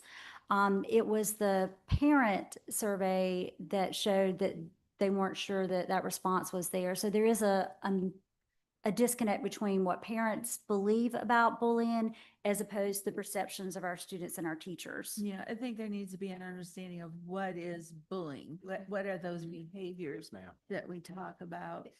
And Dr. Coakley or Miss Allison, Miss Allison, will you come up here and talk, please, ma'am? Thank you.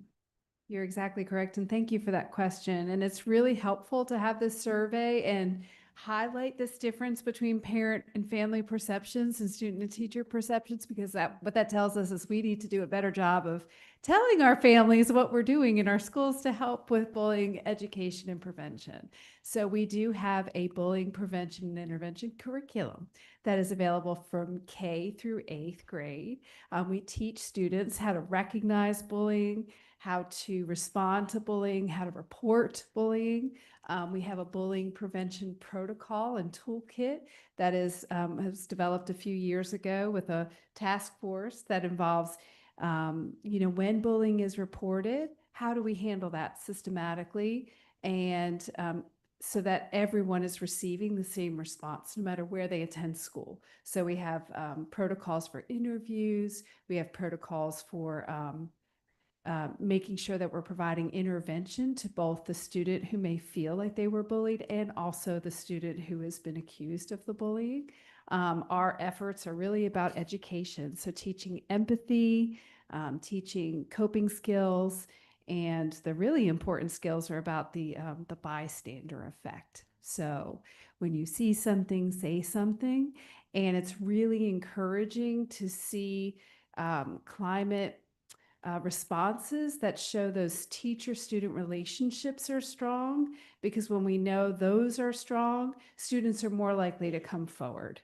And I do think that's what's happening in our schools. What we see is that we need to do a better job of helping our families understand what we're doing in schools.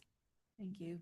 And so how are we doing with implementation of restorative practices? Because I mean, this is all tied together. Yes, it sure is. I think some of these responses on these student-teacher relationships, and we've seen that on our Panorama survey as well. Everything has gone up incrementally over the years. Sense of belonging is the highest it's been for our adolescents, which is amazing and potentially even life-saving, quite honestly. And so we have seen such an increase in the practices of restorative practices in our district. We're really proud of that growth, not just in the proactive development of relationships, but also how we can productively handle when conflict happens, because it is inevitable. So how do we repair relationships when sometimes things happen to lead them in not a direction we would like? Right. I want to give a shout out to the schools that I monitor in my district who have Facebook posts.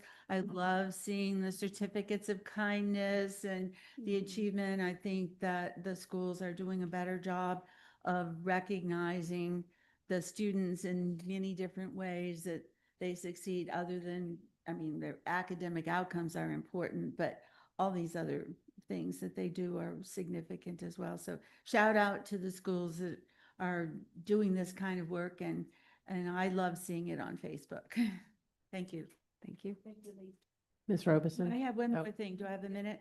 I want to know about the bathrooms. You know, what are we gonna do about the bathrooms? I know when I was a principal at one of the schools, the bathrooms were a problem, and I was kind of surprised how mirrors and flowers changed the bathroom. But you know, what are we doing about the bathrooms? Because that's something I visit when I go to the schools, and I don't like seeing the bathrooms being in disarray.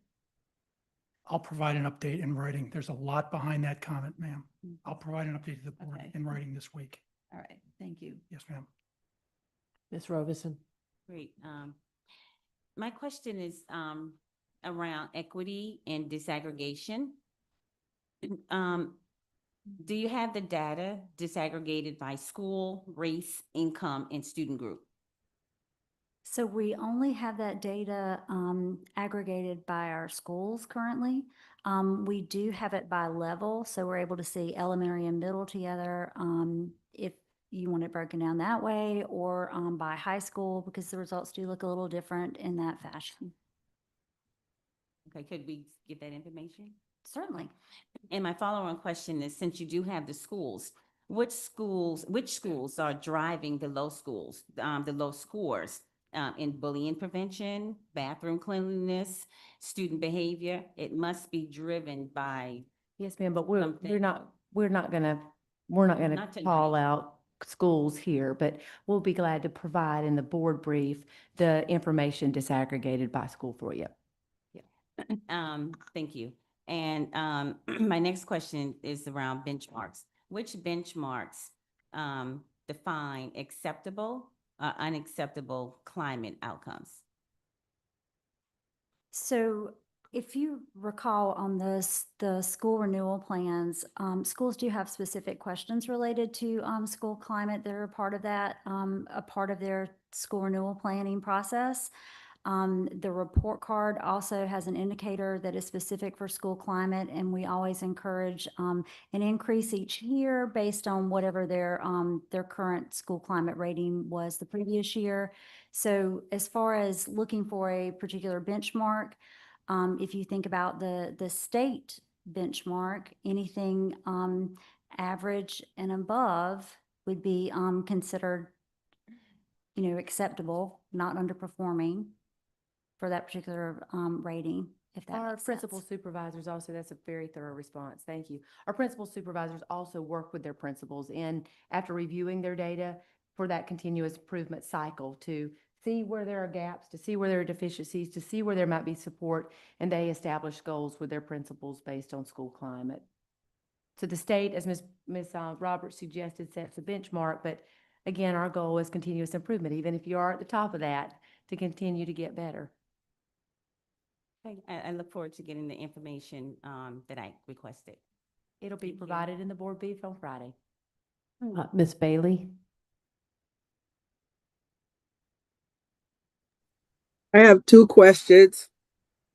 I saw the data for the school home communications, and I want to know, what are we doing across the district to improve school home communications, such as whether it be good or bad communication to the parents for their child's behavior in school, so they have knowledge of that child's particular behavior so they don't have any surprises in the future.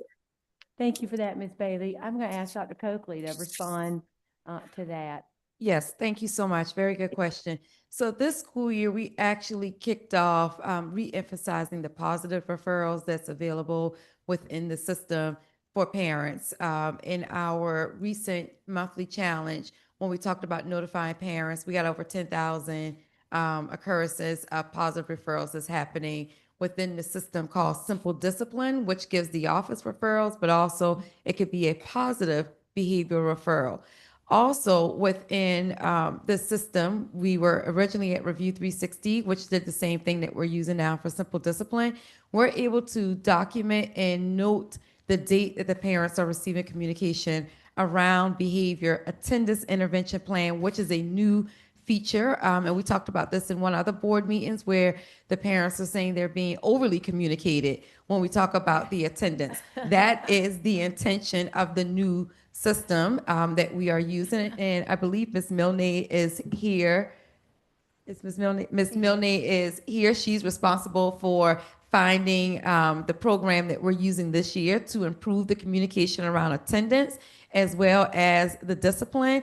And while you guys might get this interaction or calls from parents saying, every time my child's absent, we're being notified, that's exactly what we're doing. So hopefully this year, you'll see improvement in us over communicating and making sure that parents are aware of what's happening. And then there's a new feature right now that Ms. Milne's team is testing out when it comes down to parent letters around attendance, how parents can actually communicate directly with us here at the district office versus depending on a student to bring us information about their absence. So lots of great things coming thanks to senior leadership in our district who have really gifted us with the blessing of let's try something new, let's be innovative, and let's get it working for our parents. So the communication you see across social media, the communication is happening within the system. So thank you for asking that great question.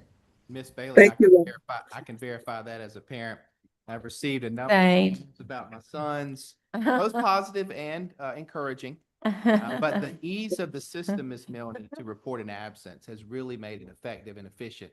Get the proper notification. My son and I, well, he had a doctor's appointment. I was his chauffeur, and we were easily able to produce that note to his school, and he'd get admitted back in very quickly.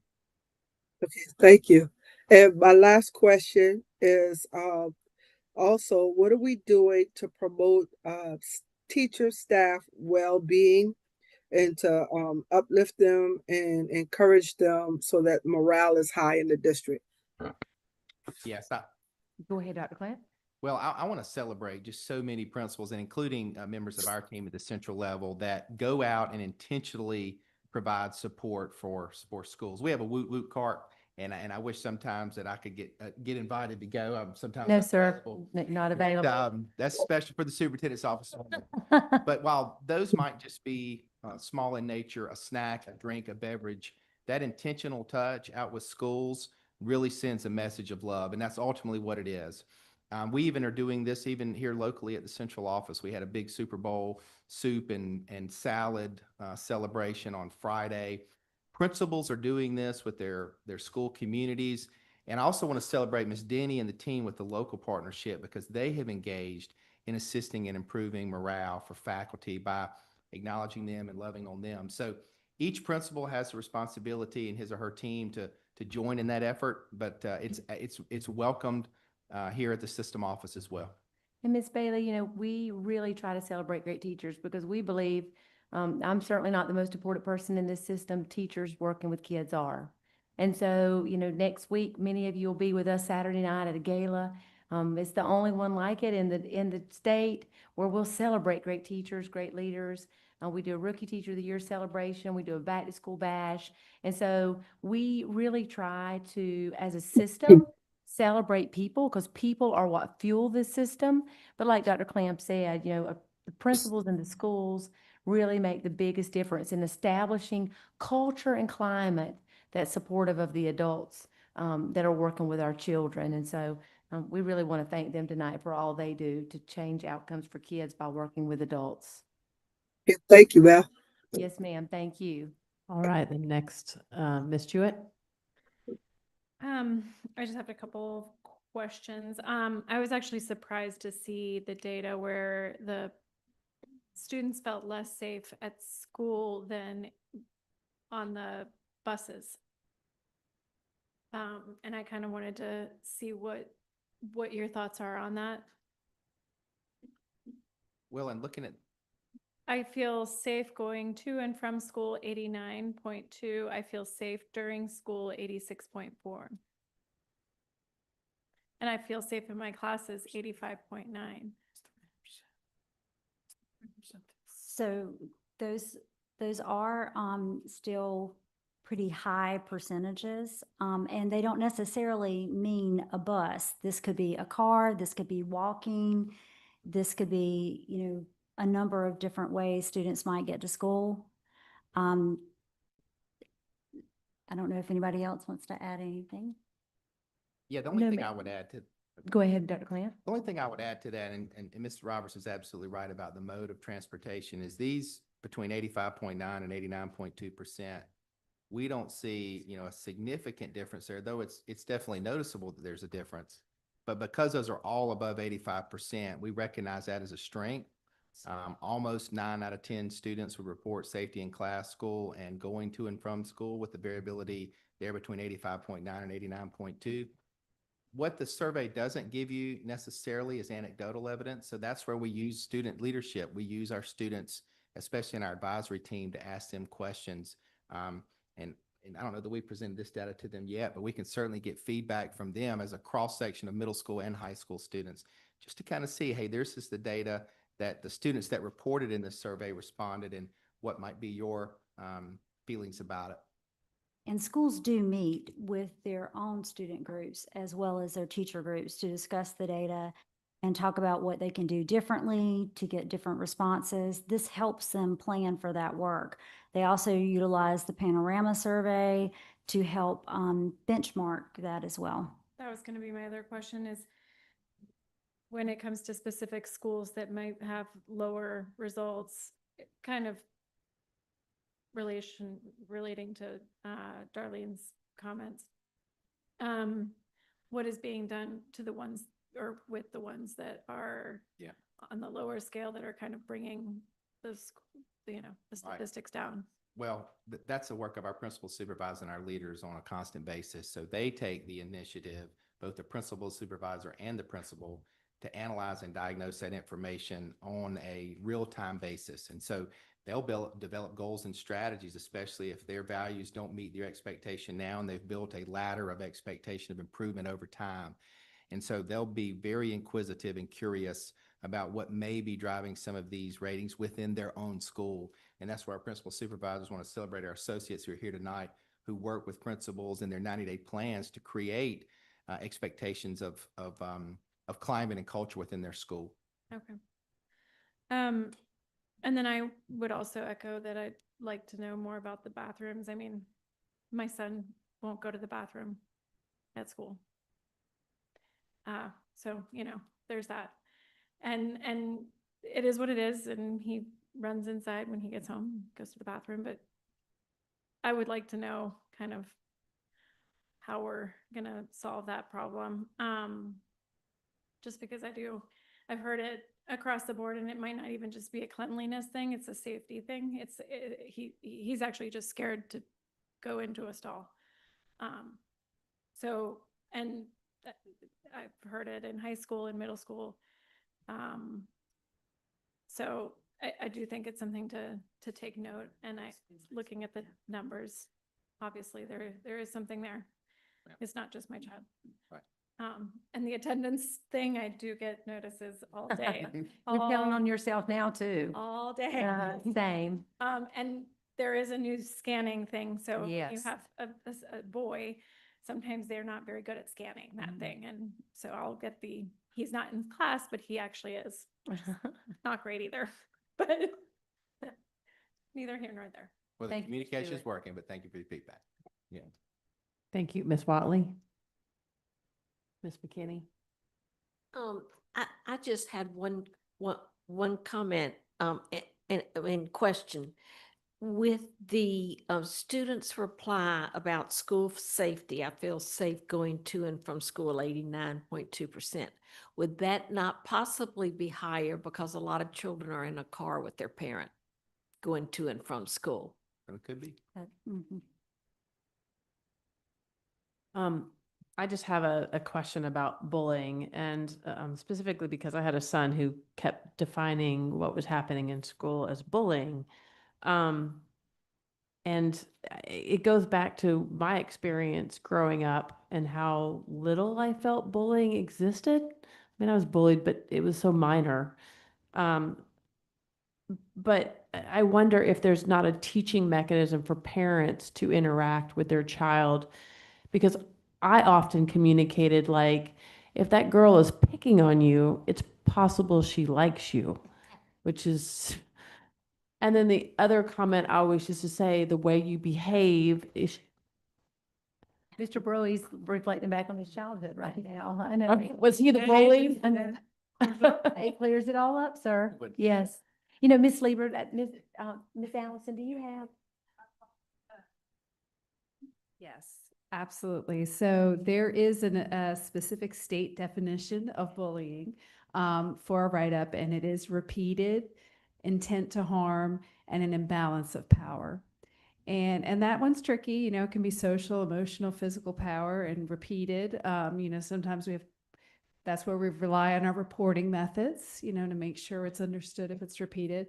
But that's what the education is about. So a mean statement is not bullying. It's not okay. We don't like it, but it's not, doesn't meet that definition of bullying. And so that's why that protocol is designed to help understand what's really bullying and what is unacceptable but unkind behavior.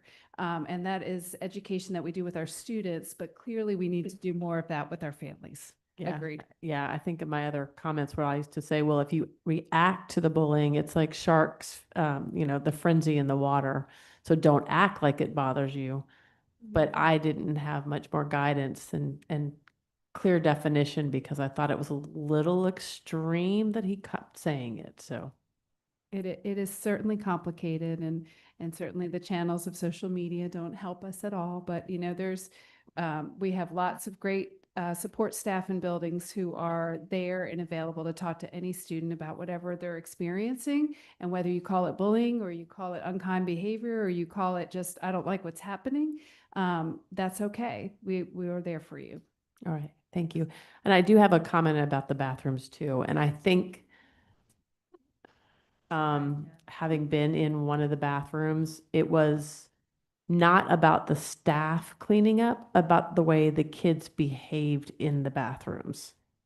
So I think you've hit on something there, because our principal supervisors and principals hadn't reported that they're not getting the kind of services they need for cleanliness. I think especially as kids get into middle school, for sure, the bathroom can, be a place where, it can just be a place they don't want to go. So we're going to debrief with this in cabinet tomorrow and provide something back. But I appreciate you trying to provide that clarification, because we really do think our staffs are doing a good job with cleanliness. And we have systems set up through our Tiger teams that if there are problems or challenges, that those things are reported directly to Mr. Burgess and directly to Mr. Hamer and that sort of thing. So we'll look into this further and report back on, if not before Friday. Yeah, just Kids have some ideas about it.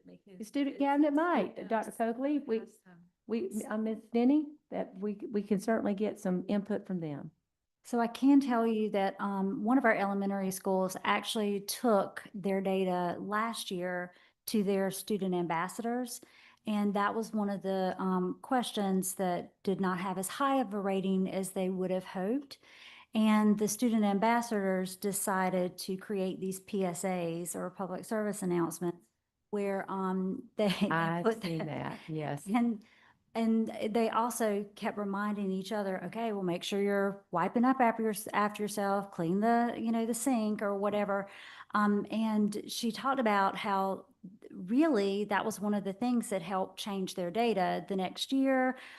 Their questions about bathroom, and then there were a couple of others that they had been working on, were much better. Their rating actually improved. So it was a strategy that they implemented. The kids actually solved the problem or felt that they had the power to do that, and they did it. Thank you, So- Ms. Roberts. That's very helpful.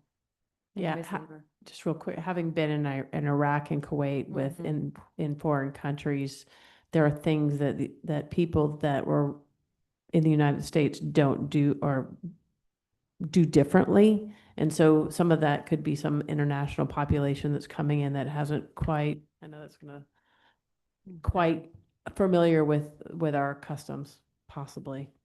Thank I you know for that's that. kind of weird to say. I think our kids are responsible. Anyway, any other alibis before the next?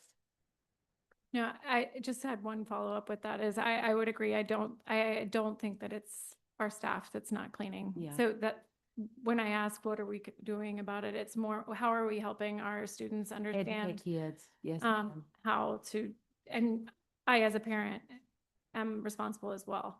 But how are we helping our parents understand that this is also their responsibility because it's a community thing. It's very, thank you for, But thank you for adding that, Ms. Jewett. it's also a high school issue is that things happen in the bathroom that probably shouldn't happen in the bathroom, vaping, things like that. So just, I know that a few parents have come to me this semester to tell me that Good. it's still an issue. And Mr. Prentice, you want to give a quick update about vaping? This is a good segue. So just a few months ago, we put new sensors in all of our high school bathrooms, which are vape detectors by initial purpose, but they have other uses that pick up crowd count and density, temperature, air quality, as well as aggression. And so In the bathroom? in the bathrooms, yes, they don't record anything.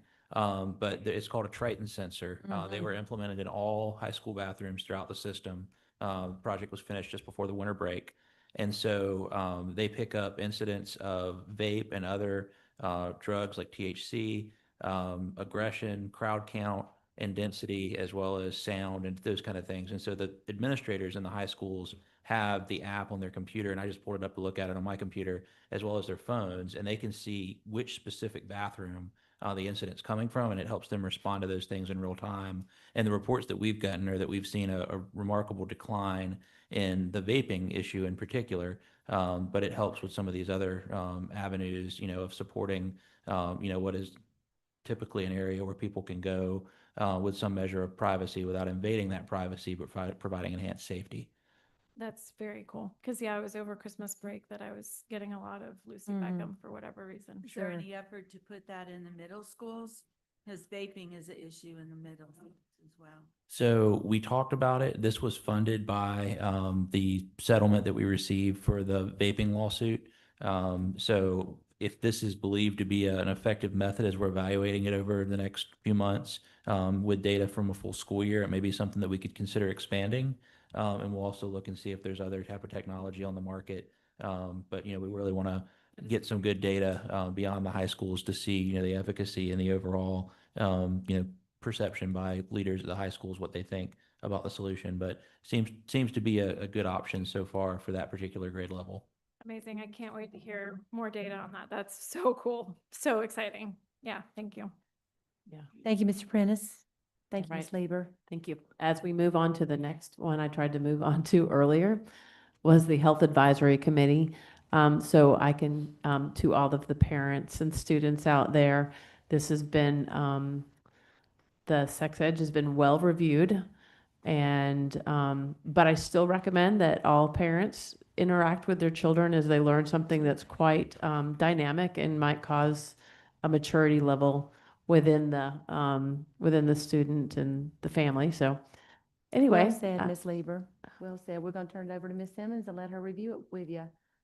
Good evening, trustees, and thank you for the opportunity to share the Health Advisory Committee report on curriculum selection.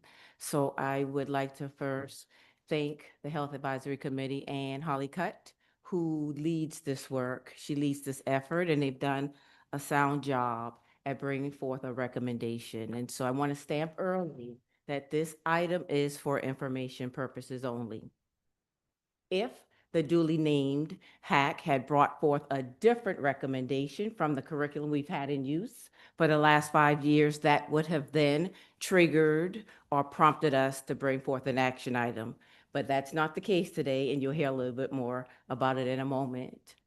And so tonight, we are bringing forth a recommendation to continue the usage of advocates for youth 3 Rs.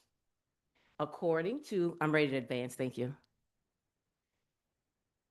On the screen, you'll see the 13 members of the Health Advisory Committee. These are the folks that have been largely installed by this current board. And so we want to thank them for their service and the effort they put forward in reviewing the curriculum choices for us. I just wanted to start with that, just as a thank you. Okay. According to the HAC bylaws, a main charge of the Health Advisory Committee is to review curriculum options for us and to ensure that we are complying with CHIA. That's the South Carolina Comprehensive Health Education Act. I'll call to your attention that we are here tonight because the most current selection of materials has expired its 5-year timeline. So that puts us in a position to review the materials. Thank you. Next slide, thank you. What we have in place right now, currently in use for our reproductive health units, are our state adopted textbook series. We have a series for middle school, essential health for middle school, and an essential health for high school textbook adoption. But in conjunction with those textbooks, we use and have been approved by the Board of Trustees Advocates for Youth 3 Rs. It was last approved in 2021. This fall, the Health Advisory Committee took up the matter of reviewing the content to determine if it could stay in use or if they need to make a different recommendation. Thank you. This slide just shores up the parameters, the guidelines, or guardrails, if you will, that we have to adhere to in terms of what we can place in front of scholars. And so this basically gives us our marching orders for what students can be exposed to. Take note that we operate within the scope and sequence of the state instruction. Topics like gender identification, sexual orientation, or any content not approved by the state is not allowed, is not taught, and is not a part of our curricular package. Thank you. So that brings us to the work of the Health Advisory Committee this fall. And so the Health Advisory Committee, 13 of which, for this particular review, we had 9 participating members. They unanimously approved the continued use of Advocates for Youth 3 Rs, rights, respect, and responsibility. Okay. Next year, for your information, Heritage Keepers will be up for a 5-year review process, and we will go through this exact same process again next year for Heritage Keepers.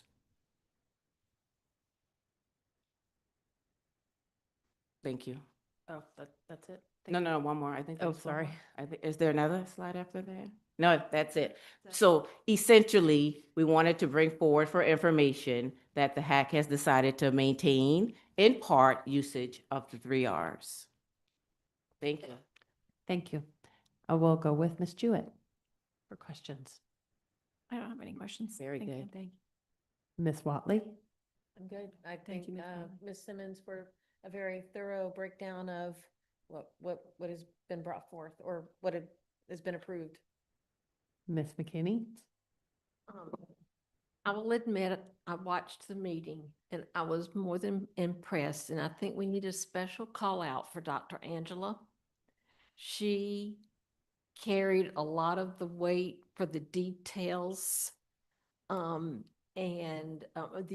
entire committee did a good job, but she was outstanding. So Thank you, Ms. kudos to McKinney. her. Thank you for And that shout out. time it took. We'll make sure she everything gets that she brought information. up. Thank you. Ms. Robinson? No questions.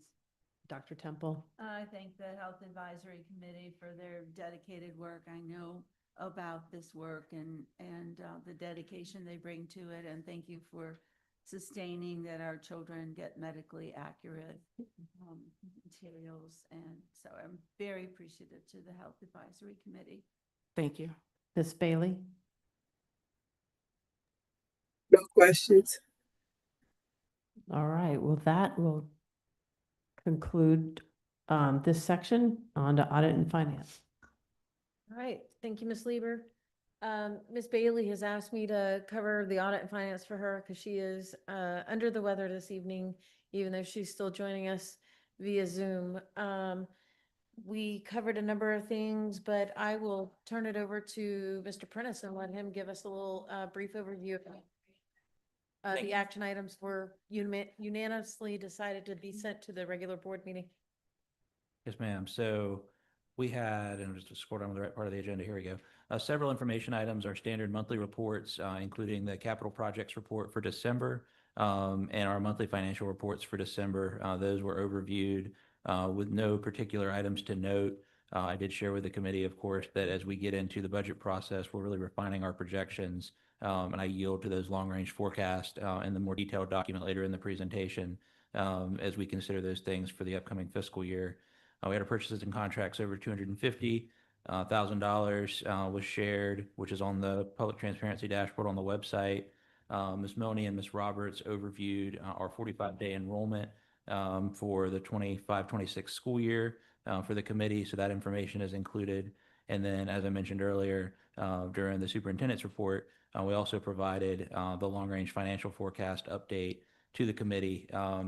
We provided this last year in February as an update, and that's kind of part of our annual sequence now. And then we were provided at various points throughout the year to the board. But we'll continue to update and refine the long-range forecast as we get in to the budget process, and we'll go over it in great detail at the workshop coming up in March.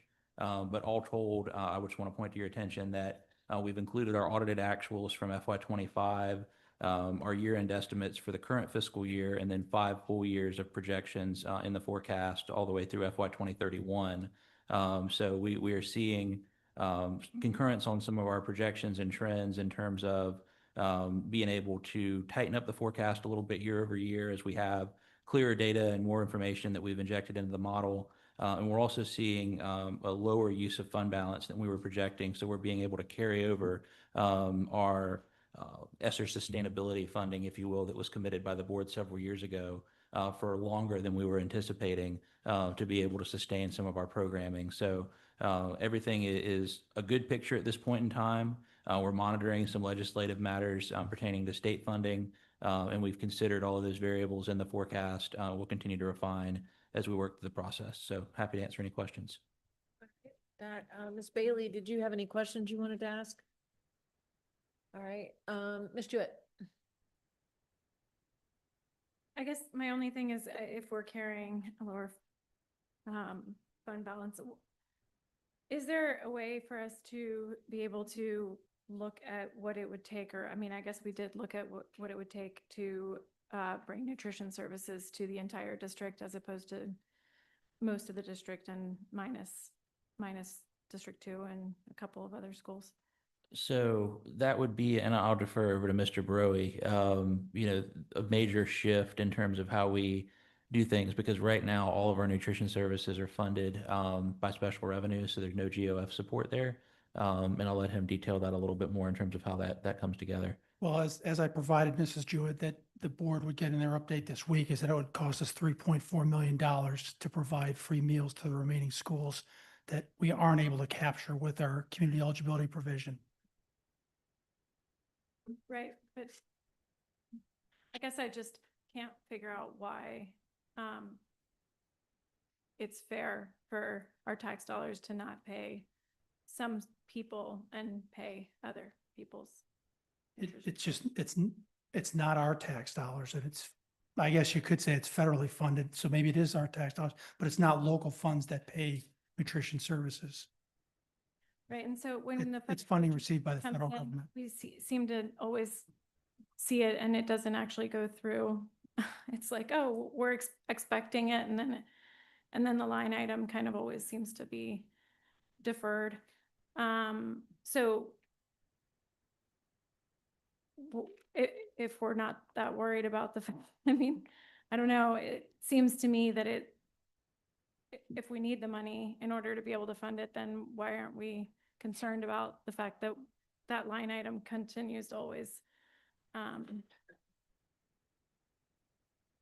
So the community eligibility program that Mr. Broy mentioned is a defined federal program. So that consideration of the demographics of each school will determine eligibility. So it's not a decision that we're making. It's just that the program has always been operated. And I believe there's some consideration of the State Department as well in terms of how that's structured that we could follow up on. But as a standalone fund, so you don't traditionally see local dollars contributing to nutrition services because of that, discretion that the federal government gives with community eligibility provision and free and reduced lunch for individual eligibility. So a non-community eligibility provision school, as you indicated in your email, of course, those students still can receive free and reduced lunch if they're individually eligible. And so we make up, the difference in what we receive for CEP eligible and individual free and reduced lunch students with direct pay, which is it's a common model that I'm aware of throughout the state. Yeah. That's correct. I don't know. I guess I still think it would behoove us as a community to be able to fund nutrition services for all of our community, not just some of it. I think it'll always bother me, especially because I don't know that parents are aware of how to request it always. I think, and it's a very sensitive topic. So to say that one district is going to have to prove that they financially need it as opposed to other districts, it puts the onus on a parent that maybe shouldn't. But Well, we have a very proactive program to reach out to the communities that generally do not get free and reduced lunch, to find those students, to make their families feel comfortable that they can register with us and we'll get them their free meals. So we work extremely hard to make sure there's not a stigma for those that are in a school that aren't getting free lunch, for them to get free lunch. So our nutrition services program works hard to ensure all those children in those schools that don't receive free lunch for everybody are identified and get a lunch when they can. So if the concern is about those that are in that community, we have a special targeted program that really works with them directly. Community events, working at the schools with families, nutrition services really goes above and beyond with that effort.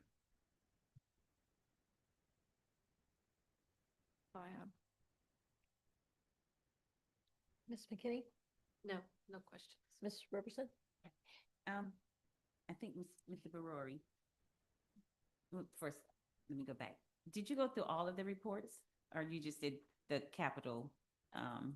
I just did the kind of overview of all the items discussed with the committee and then just Okay. delve a little bit further into the forecast since that was part of the superintendent's report. Yes, ma'am. Okay, thank you. Ms. Barori, said I wouldn't ask this question at the end. I'll ask now.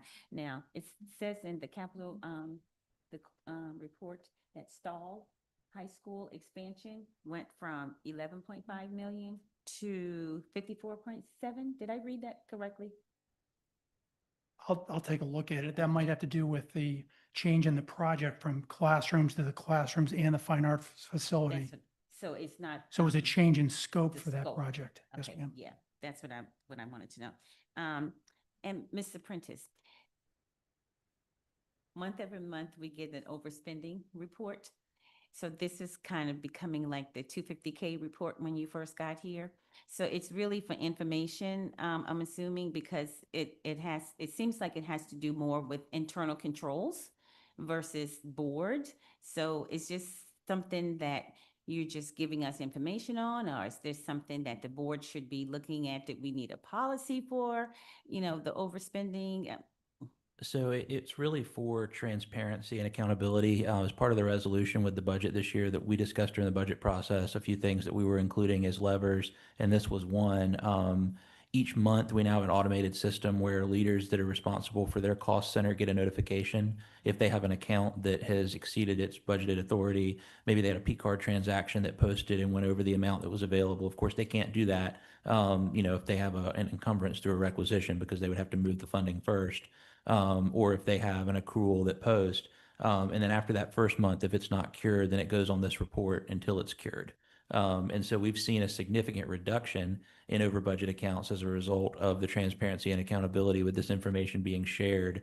So I don't share it to say that there's an issue. I just share it from an accountability standpoint as part of the board's budget resolution now, that requires that it's shared at this level. So really, having $200,000 in accounts across the entirety of a $1 billion budget that we're working on, it's kind of a sweep every month in terms of those being resolved and us working with leaders to make sure they're moving funds from other available sources within that cost center to bridge the gap. It was something that historically in this system was not being done consistently. And so as part of our efforts to be able to manage a budget that's more predictable, this is an area that we believe is really important because it helps us with our projections and helps us with compliance throughout the year to keep things clean. So it's just another lever in that process. And you're saying no one is going in and overriding a dollar amount? No, the only situation where there's an override that could potentially happen would be if there's an in-transit budget transfer that's in the middle of a process and there's a sense of urgency to the need. We always trace those things back and forth. Some of the examples that I shared in prior months, for example, specifically, I think there was one, I have to go back and see if it's still on here, but we have parking that we purchase from various garages for some of our peninsula schools. And sometimes the school will get a purchase order at the beginning of the year, and they'll purchase the tickets, the vouchers through accounts payable. And when they do that, it automatically reduces the encumbrance. Sometimes they'll run short more quickly than they anticipated, and they'll go and buy what they need on the purchasing card. And then, there can be a slight delay between them doing that transaction and advising procurement to reduce the encumbrance because it came through a P card and not through a check. So sometimes it's just a mechanical thing that needs to be addressed, but cleaning all that up is really important. And this helps us keep tabs on that and also share that very transparently. My final question, stay right there with the P cards. Allowability. So buying holiday gifts for staff is allowable? Not out of the general operating fund. By P cards? So in terms of, things that would be considered like district branded items and things of that nature, we do allow that. But, true gifts, that would be allowed at a student activity and some other sources that are available to schools. And schools do have P cards. They used to be all one P card. And now we have student activity P cards and separate P cards that are used for all other purposes to help us kind of track and restrict activity with our new rollout to Wells Fargo over the last few months. So if there's a particular line item of concern that you'd like for us to look at, just let me know and I'm happy to look at it. Thank you. Dr. Temple. Yeah. I want to piggyback on what I heard Ms. Jewett talking about. And this comes back to students getting breakfast and lunch. I appreciate when we have state or federal dollars that help with nutrition for our students. But if there are any students, and I know that we're very sensitive to the students who are low income and need this food, but I think in the spirit of equality, if we are providing lunch to so many of our students who do not qualify technically for the services, then if we have students in other districts that are not getting this lunch support, I think we need as a district to address that and meet those needs. I just think it's an equality issue. Thank you. Okay. Is there, I guess Ms. Lever is. All right, with that, unless there's something else, we will move on to policy. Mr. Grabowski had to catch a flight, so unfortunately he's not here. And I will ask our staff attorney to, come forward and, oops. We are gonna go to A, policies IEA. Yes, ma'am. Thank you. Dr. Clamp and Ms. Simmons' teams have been hard at work on these policies. And there are just a handful here of policies in the instructional area that have some edits. We can go through them individually. You kind of tell me what your preference is. I think we'll probably go through them individually. I have a feeling that IEA is going to provoke some discussion. Okay. And so you're probably noting the teacher ratio number change Class there, size, yes, right? ma'am. Okay. So it is currently written in the policy as a 15-to-1, and it is being for the first grade only, and that's being changed to 20-to-1. And I know Dr. Clamp and Ms. Simmons have done a lot of thinking and research into that, so I'll defer to them on the specifics. Yes, sure. And I'll also hand this off to Mr. Prentice if we need some additional information. But this isn't falling in alignment with our ability to fund and support our students in our classrooms. I would report that Regulation 43-231, which is a defined minimum program, and it's attached here too as an additional breadcrumb associated to the single reference, provides that at the lower grade levels that ratio be 21-to-1. Actually, even at upper grades, it even suggests 28-to-1 in that regulation. So we are well within that ratio, and across our entire system, we recognize ratios of about 18-to-1 in our first grade classroom. So we wanted to bring this into more of alignment with actual practice in CCSD, whereas the 15-to-1, this policy was not updated or has not been updated since 2007. So that was the rationale behind that. And then we just added a little bit of variability, or pardon me, a little bit of additional language associated to pupils in poverty in this item. Ms. Simmons, I don't know if you have anything else to add. Ms. Simmons supervised elementary schools for quite some time. Dr. Swearingen is ill tonight. Ms. Simmons? I would only add that this policy was contingent on state funding. And so this is not a funded priority or mandate coming out of the state. And so we are below the state threshold of 21, standing at 20, as Dr. Clamp said. And on average, our first grade classrooms are at 18. I haven't met a teacher in my years who would sneeze at 20-to-1 or 18-to-1. And so we feel like we're in position to carry the work forward as we continue to refine our intervention strategy. When our core curriculum is not meeting the needs of every scholar in the classroom, that's when we pivot to intervention. And so we feel like we have a solid solution for this item.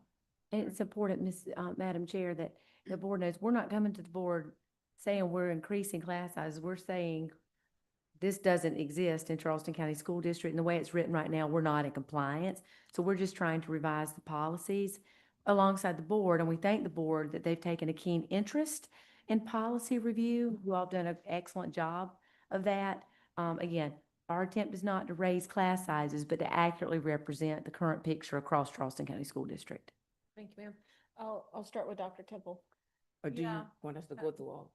And Dr. Temple, do you mind yep. I got it. Do I have it? Okay. I looked at this policy and class size to me is really important. And one of the things in the climate report, teachers mentioned something about workload. So I understand how a high quality teacher can have more kids in the class. But by the same token, I understand while someone might want their kid in that high quality class and they don't care if the class is big, the consequence to the teacher is that that's an increase in the workload. So I struggle with trying to justify some of this. But what I wonder about is, why do we need this policy? It only addresses first grade. It doesn't address all of the grades that are involved. So it seems to me that we either don't need this policy or we need a more comprehensive policy that address class size throughout the system, and that then the policy reflects what our values are around class size. That's the problem I have with this policy.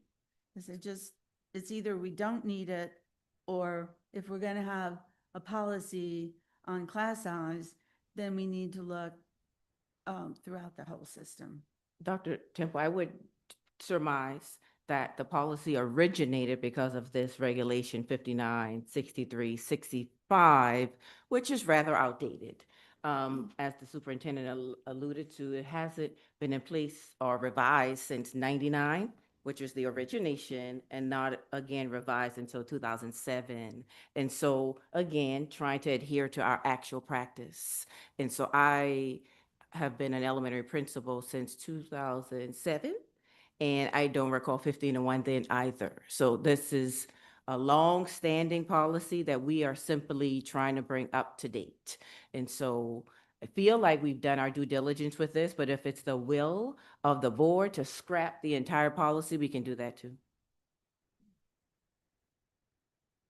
I mean, that's kind of my view. It's like, I don't see why we need this policy. Or we grapple with this idea around, what is the class size that we want to have in our classes, because people do talk about it and are concerned, teachers are concerned, parents are concerned, what are the class sizes? So They are, Dr. and it has Temple. budgetary implications when we think about it. So that's kind of my thought on that. We can certainly look into whether repeal of the policy altogether is an option and considering 596365, if that's the board's will, that's certainly something we can consider. I don't want anyone to take from this that we believe we need class sizes that are 35 or 40 students, but the data across this district suggest that where the class sizes in this district are the smallest, the outcomes are the poorest for some of our children. So I just want to state that very publicly. That's my job as a superintendent. So we will research that more and whether a repeal is possible of this, Mrs. Thompson, and we can report that, if not before Friday, by Friday in the board brief. Ms. Duet, are there other trustees with this same level of concern? No, I just have a question. So one thing that I've noticed is a lot of first grades have a teacher's assistant, and this doesn't really talk about that. And Yeah. so I was just wondering, just on the district level, how many teacher's assistants are in? We don't have teacher assistants in grade 1, only at kindergarten and child development. Okay. If you come across a classroom at grade 1 with 2 adults, that might be a co-teaching model in Okay. a handful of our schools, but in large part, we only have the classroom teacher at grade 1. Okay. Thank you, Ms. Jewett. So we'll look into this with Mrs. Watley and report back to the board about repeal. And certainly if that's the will of the board and we can do it, we're happy to get rid of one policy. There's a thick binder, isn't it, Ms. Jewett? So if district staff is going to look into that, I guess, are we going to still seek a vote whether or not to advance this for a first reading?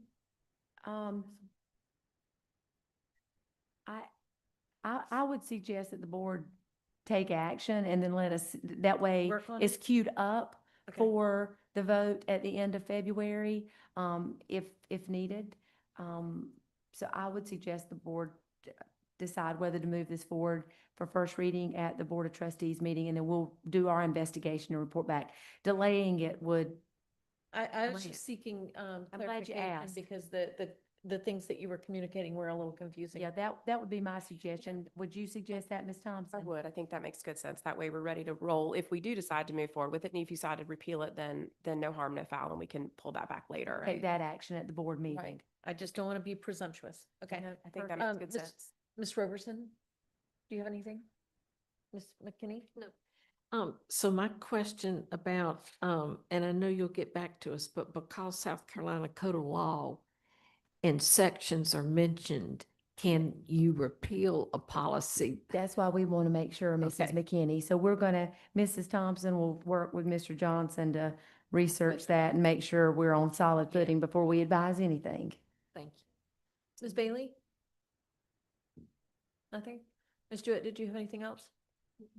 I think I'm good to go. All right, we'll bring it up for a vote. The motion, who would like to make the motion? We're taking them one at a time. Mhm.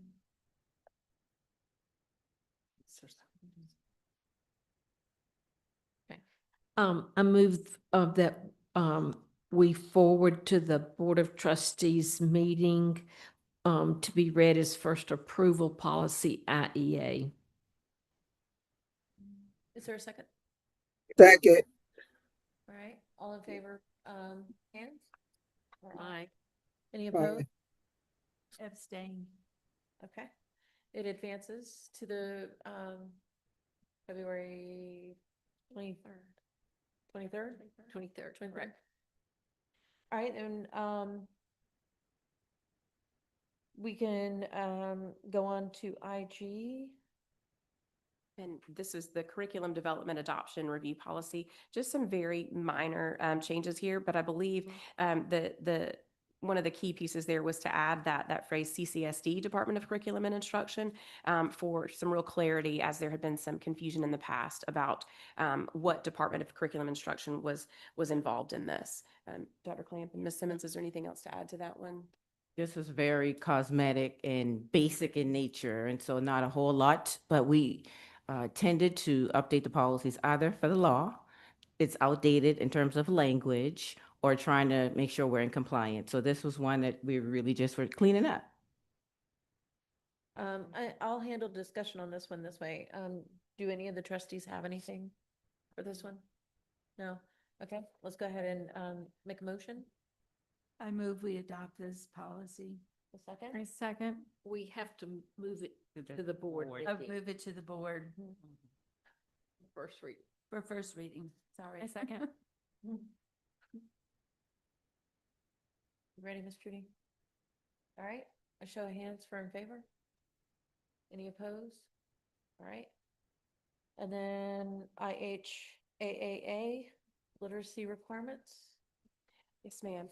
Again, some somewhat minor changes there. The two biggest pieces here, to make sure that the students who are being properly identified, we're specifying that those particular students are just those with an IEP rather than a broader class of students.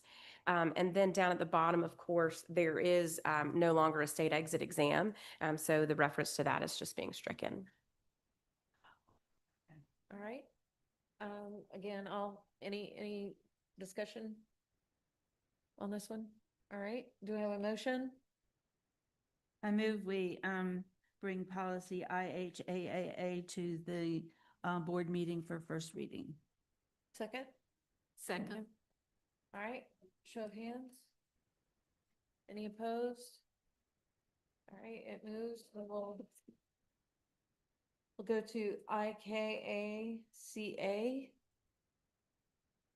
This one, the main objective here was to add this second sentence there about providing appropriate language support services for those who speak languages other than English, to make sure that we're in compliance with our requirements under the Department of Justice decree, and to make sure that we're serving those students appropriately in the parent conference realm. Okay, That's is there any discussion? All right, is there a motion? I move a policy IKACA be moved to the next board meeting for first reading. I second. All right, all in favor? All right, it advances, and then we'll go to IKE. This one, the major changes, of course, are on the second page as they relate to the Read to Succeed requirements. And so the team there edited to update with the law the good cause exemptions under the Read to Succeed Act, excuse me. And that's the key to this one. There have been very recent updates to the qualification of good cause exemption. So we just wanted this language to be very precise and updated. And so that's what you'll find, that this board has received information previously on good cause exemptions, but as of very recently, there's some technicalities that have been updated. We reflected that here. That's all. Okay, is there discussion, Dr. Temple? Yeah, on line 56, I was wondering what happens if students do not enroll in a summer reading camp or something comparable? There's that line there that they're required to, so I'm wondering what happens if they don't? So We do have instances where families elect not to participate. And so that then comes to the district team to consider what happens next with the student. There are other provisions like a superintendent's promotion. We as a team can decide that the student gets retained. It just goes to the next course where our district team makes a final call on what happens with said student. Does that need to be maybe in the policy that that's what happens? It's Is it, reflected in the admin rules, I want to say, Dr. Clamp? Well, I believe it's, Mr. Costner can correct me, I believe it's in the procedure for Read to Succeed. Right. okay. Would we then reference that? Is it referenced in the policy? It's in the letter C on the legal references, Read to Succeed. South third grade Carolina retention Department of guidance. Education, yeah, line 120. Yeah. Is We've that- talked about this before during summer programming. Absolutely. Yeah. Ms. Did that Simmons, answer, did that answer your question, Ms. Chua? Ms. Simmons, I don't really know how to, ask this, with the sensitivity I feel that it deserves. You know, you hear stories about children getting promoted forward who still haven't mastered the reading. And I know that's part of the reason why we have these guardrails and goals, and we look so closely at the literacy rate. Does this policy kind of address that issue with children being promoted that aren't hitting the Absolutely. thresholds? So the reason we thought it prudent to update the good cause exemptions, in the past, simply being English as a second language learner was enough for us to say you get to go on to the next grade, or simply having an IEP. The language has been updated to reflect, let's say, for example, I am a scholar with exceptional needs and I have an IEP. The new regulation states that I will have needed to have intense intervention for at least 2 years. That's proven to be unsuccessful, meaning my disability, whatever impairment is causing me not to grasp skills, that's a solid reason to allow a kid to go on, because holding them back isn't going to make the difference. Does that make sense? Is there anything else? So we Ms. are, we Robertson? are working, Mrs. Swatley and Ms. Simmons, thank you for that thorough answer. We are working internally on a strategy to help catch these students in first grade. Ms. Simmons and Dr. Swearengin, Mr. Costner, a whole team of us met recently, and I think we follow up next week. She's fanning herself. Would this be a situation where like, that intense tutoring would be effective? Sometimes. It could be. Yes, so a scholar with an IEP or a student who's considered an ML scholar, they are receiving real-time support and intervention all day, every day at the schoolhouse. If they still fall short of the threshold by which we designate as a on grade level reader, then that's where the summer reading enrichment comes in. Now, keep in mind, that's a condensed amount of time in the summer. So if you have 3 to 4 weeks to catch up skills that you did not retain during the course of an entire school year, you might still have deficiencies. And that's where we ensure that for the following school year, the gaps are still there. The student is still going to struggle, but our job is to ensure that we put in layers of support to try to close those gaps as fast as we can and to intervene in a meaningful way where we're getting at the actual deficits of the scholar. My deficiency might be comprehension. I may be a rather fluent reader, but I'm not grasping the actual comprehension skills. So our job then becomes to tailor the intervention to the deficit. And that's a part of this Read to Succeed legislation and a part of the school team's responsibility if they get promoted. If they get retained, the challenge, the task remains to make sure that whatever the scholar did not receive in a first year at third grade, that when we give them a second year in third grade, we're doing something different by way of the teacher, the curricula, the materials we're putting in front of them. That's a long-winded answer, but either way, if a kid's retained, or if our kids were promoted, chances are, if they're in that category, they're there for a reason. There's some gaps, there's some deficiencies that we have to shore up along the way. Ms. McKinney, did you have something? No. Thank you. Dr. Temple? No, not about this. I have sent staff some articles where we're working on how do we go from middle school to high school where kids still are struggling with reading. There seems to be some good research and practices coming out. So I've shared that. I recognize that y'all are looking at it. So thank you. Ms. Bailey, did you have anything? No? Okay. Ms. Jewett? I just have one other question. It's promotion, retention, and acceleration of students. But in this, it talks about retention and promotion. It does not talk about acceleration.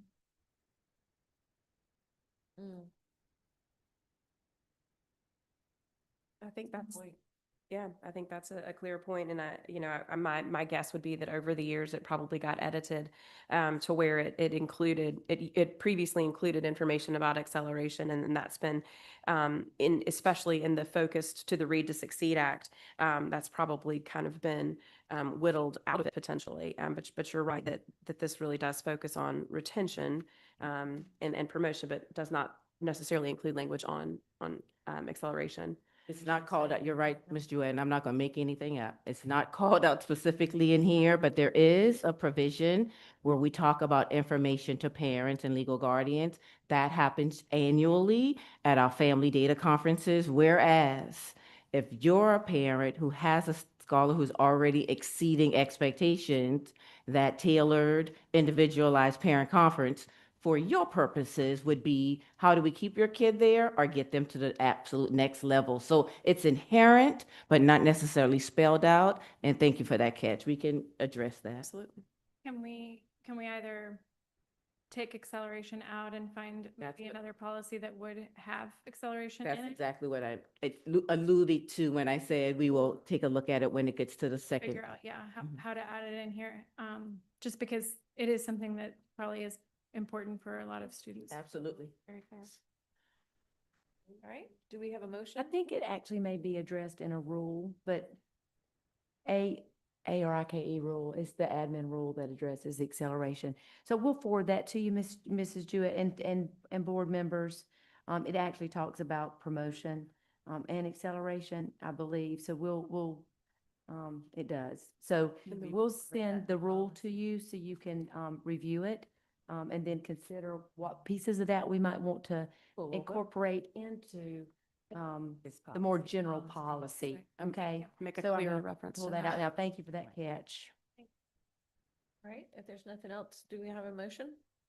I move we take policy IKE to the next board meeting for first reading. Second? Second. Show of hands. All right. Any opposed? Unanimous? Now we'll move on to IKF. So the last policy we have is graduation requirements. And here we moved up and sort of clarified the statement to see administrative regulations was struck from the bottom, but sort of included back up higher, saying that the requirements specifically require, or the unit specifically required for graduation will be included in an administrative rule. And then, of course, struck the reference to the HSAP as it no longer exists. And then change the occupational credential to an employability credential, which is what the special education students are eligible to receive in certain instances. Is there any discussion, Dr. Temple? Ms. Jewett? Ms. Bailey? Ms. McKinney? No. Ms. Riverson? All right. Do you have a motion?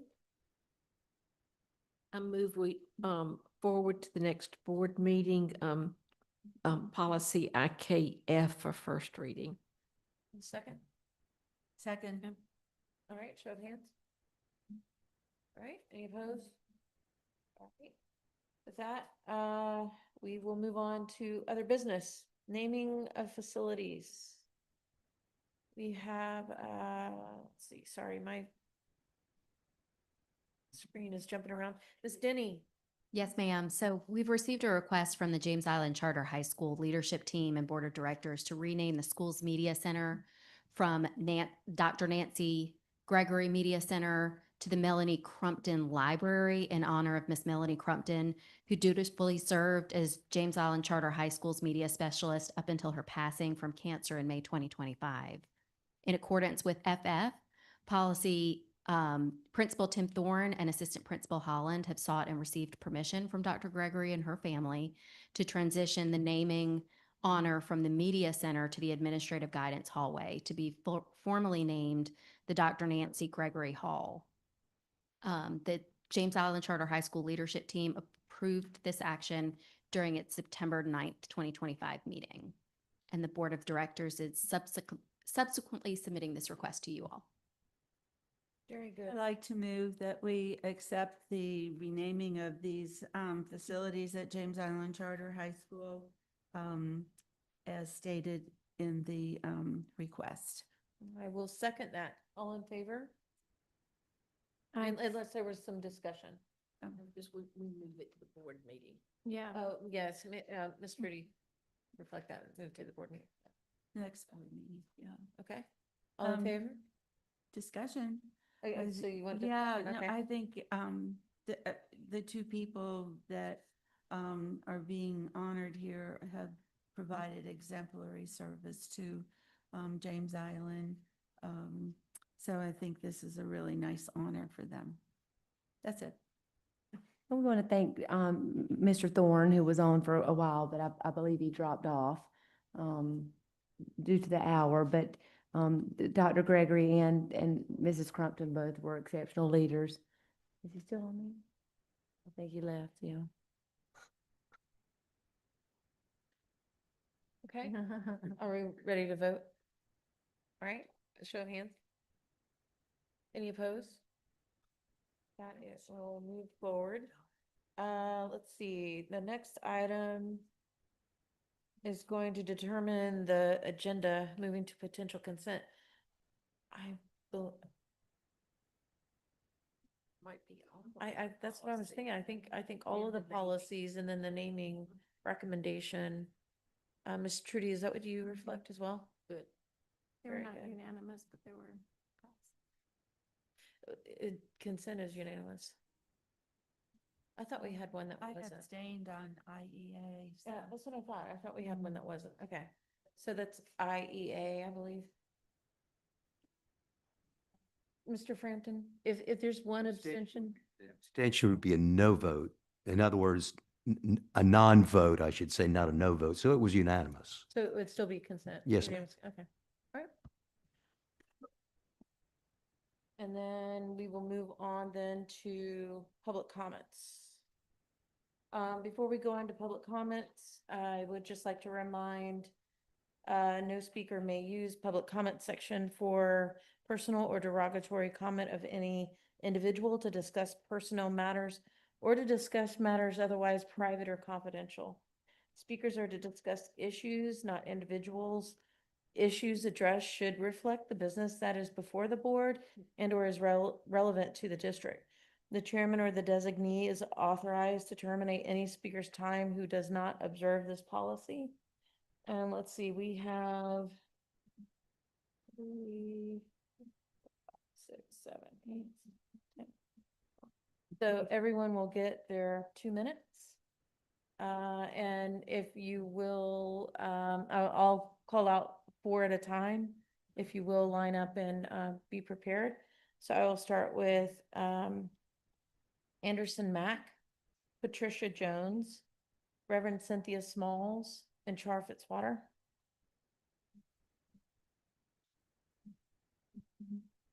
Good evening. It's time to wake up.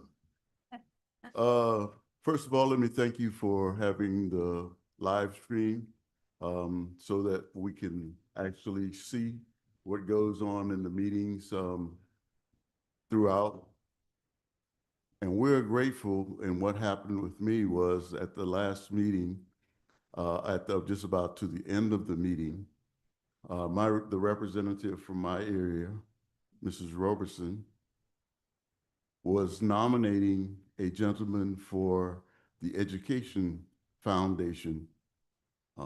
And unfortunately, because of the voting, you did not accept her nominee because of whatever reasons. A parliamentarian was giving some information as to what needs to take place and how it needs to happen.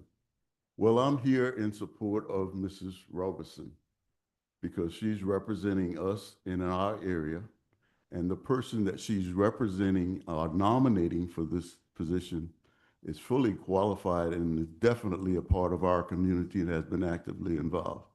So please reconsider and consider her nominee for that position, who's Dr. Brian McClure. Thank you.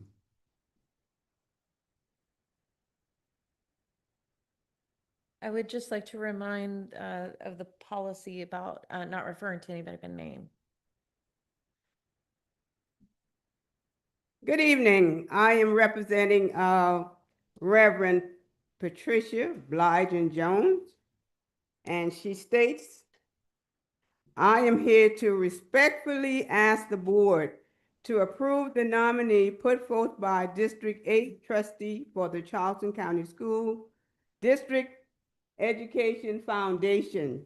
The nominee, Dr. Brian McClure, is the only nominee of color who was voted down, and this occurred without explanation.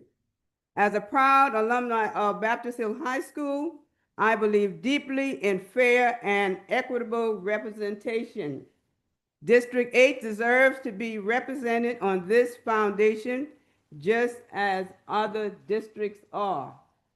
I urge the board to reconsider this decision and to support representation that reflects the diversity of and voices of our community.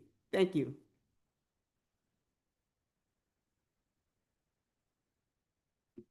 Good evening. What a long night. And you, I don't have to tell you who I am, but I will. I'm Reverend Cynthia Elaine Smalls, and I'm here this evening to speak about the denial of a nominee put forward by the trustee representing District Number 8. What occurred was not only wrong, it was deeply troubling.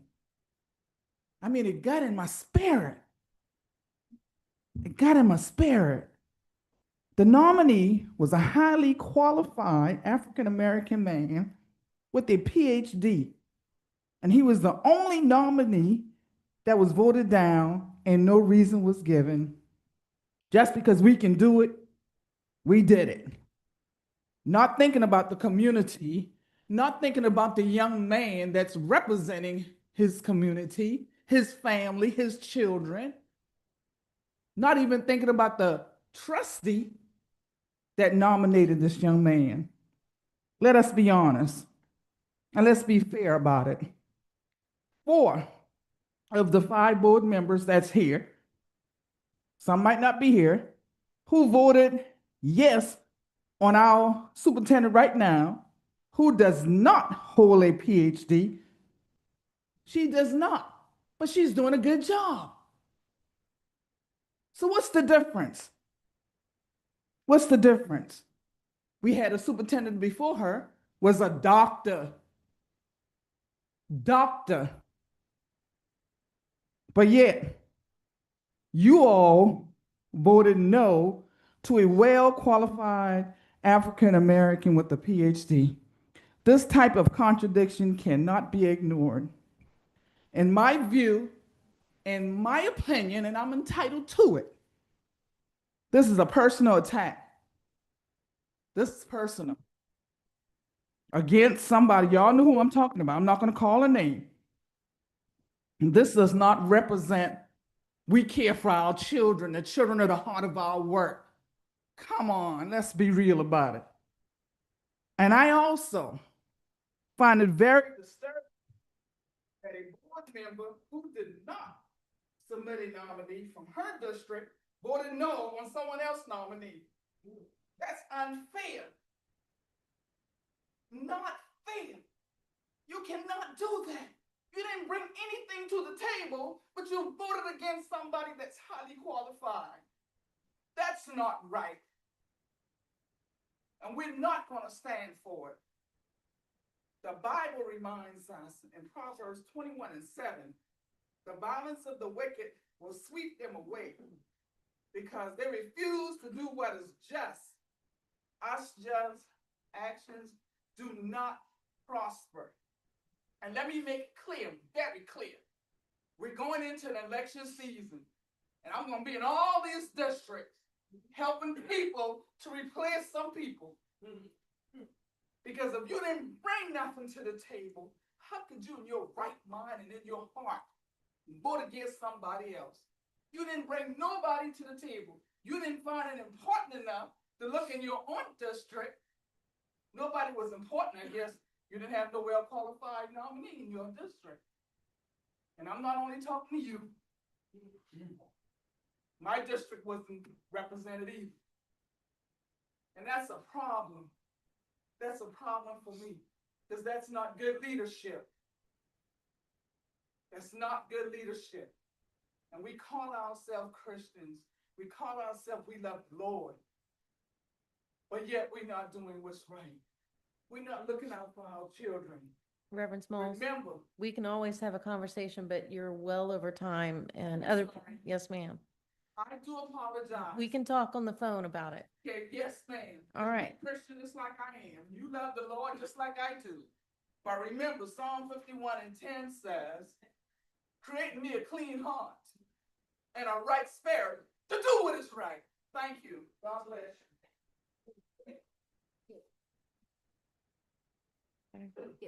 No, we're not. It's not. She didn't use anyone's name. She just said you a lot. Dr. Shar Fitzwater. Thank you. I've been engaged and highly supportive of formation of the CCSD Education Foundation with the objective of improving learning for all of our students. You, our duly elected representatives for CCSD districts, are nominating a person who lives in your district for the foundation board seat. I have 5 points. 1, based on shared governance precepts and the foundation bylaws, the only reason a CCSD trustee should vote against a board candidate is if the person is not qualified or has a conflict of interest. 2, CCSD goals that guide the foundation address the extreme achievement gap between Black and brown students versus white students. So the board candidate with experience promoting racial equity has important qualifications to sit on the foundation board. 3, following district policies AC and ACE, there should be diversity on the board you are forming. 4, to avoid undue influence, 2 CCSD trustees who were elected to sit on the non-voting director's role on the foundation should recuse themselves from any votes other than their nominee. If this board does not demonstrate alignment with district policies, transparent processes, and shared governance in its upcoming votes, I object to formation of the foundation using funds raised for educational objectives. 5 members of this board hold all 9 of your elected leadership positions. And the candidate votes on January 26th were disturbing. If this is politics, it's bad politics. If it's prejudice, it doesn't belong here. The next 4 names, Libby Tisdale, Andy Massey, Ronald Ladson, and Patty Gordon.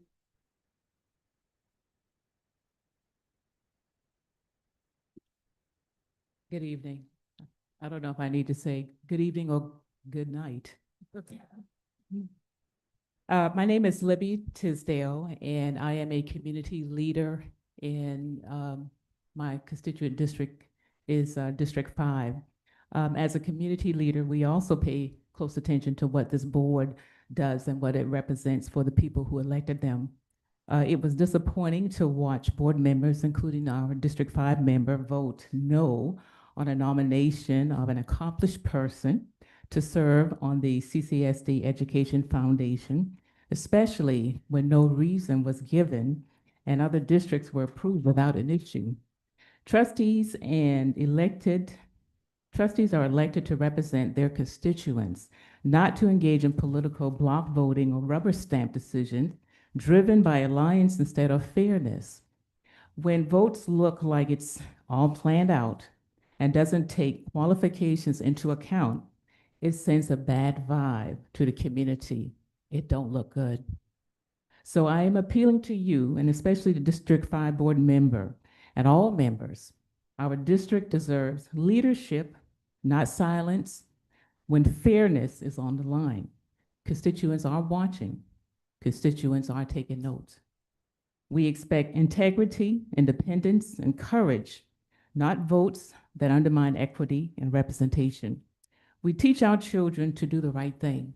I think we all should be doing the right thing. The board can still correct this wrong, and we urge you to do so. Thank you.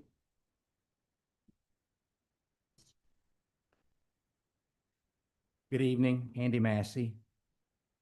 Continuing the theme, the board votes regarding the initial CCSD Education Foundation Board of Directors once again exhibited partisan politics. A highly qualified nominee was not approved. This action highlighted the lack of shared leadership and governance within the board, which should guide a nonpartisan board.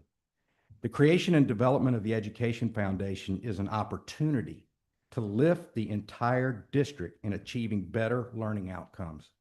The success of this foundation will rely on broad district-wide support.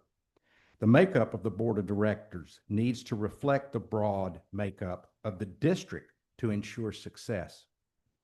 My experience teaches me that when children fail, the proximate cause is most often a failure of adults.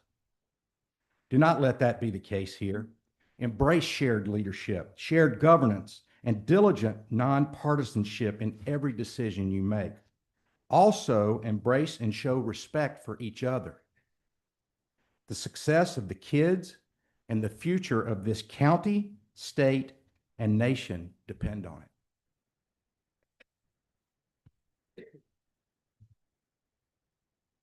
it. Good evening. My name is Commissioner Ronald Ladson. First, I'd like to say everything the board have spoke about for the last 3 hours was totally irrelevant to the public. You have several staff members and board members who didn't show the respect and total decency to the public for even staying to listen to what they have to say, to address their problem and listen to it. My statement that I have to say. My name is Commissioner Ladson, like I said. I'm here in support of the qualified District 8 nominee that was not afforded the opportunity to represent our community. I'm extremely disappointed on the entire educational boards for overlooking such a qualified candidate who will bring reasonable expectation of equality and diversity for fairness decision that may affect our children in our community. I am equally disappointed in the trustee that looks like me, that's not present tonight, for not nominating an African American, considering the fact that there isn't any Afro-American representation. I'm asking the board to reconsider or revote your decision to ensure fairness and equity for our community. Ms. Huggins, Anita, I trust and believe in you. I hope that you will have your board reconsider this decision that was made. Thank you.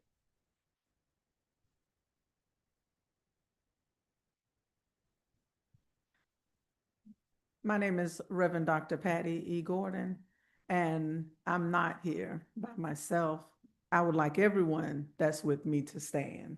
All of us could not talk. There are so many more that are not here that would have liked to be here, but because of the timestamp, because of the way that you prolong these meetings and the way that you wait until the last hour to let the people, your people that you bring here to and act as if you're interested in what they're saying. We can discern by the looks on many of your faces that you really have disconnected from what we have said this night. But I would encourage you to take the prejudices that you have against whatever reason that you voted against the District 8 trustees nominee, that you will reconsider that you will not just sit on your loins and believe that you, because you sit there, that you sit in seats of authority. The children are those are the ones that matter. Their parents cannot be here. They can't get here at 4:15 and be sitting 5 o'clock. They got to get kids out of daycare. They have things to do, but they have representation. The nominee that was placed before you is one that you should consider. And remember, we didn't bring everyone that needed to be here tonight because we understand that folk have things to do. But the kids are important, and the ones that did show up are because we are here to make a statement to all of you, because it's important for you to realize that you sit in these seats, but are you really here for the children? Or are you here for the paycheck? Are you here for just to sit and look? No, maybe you don't get a paycheck, but you're sitting there as if you do. But it's not about that. And we're not here to disrespect or abuse you. We're here to let you know that we are hurt. We are offended by what happened.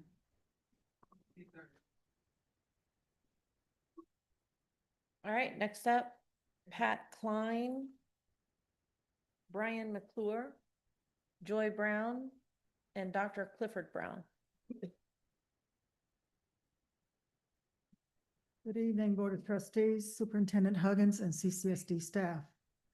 My name is Pat Klein, and I wrote these comments on the evening of January 26, 2026, after having spent 3.5 hours at the Board of Trustees meeting, waiting for a motion on agenda item 11 to approve the appointments of the 9 initial CCSD Foundation board members.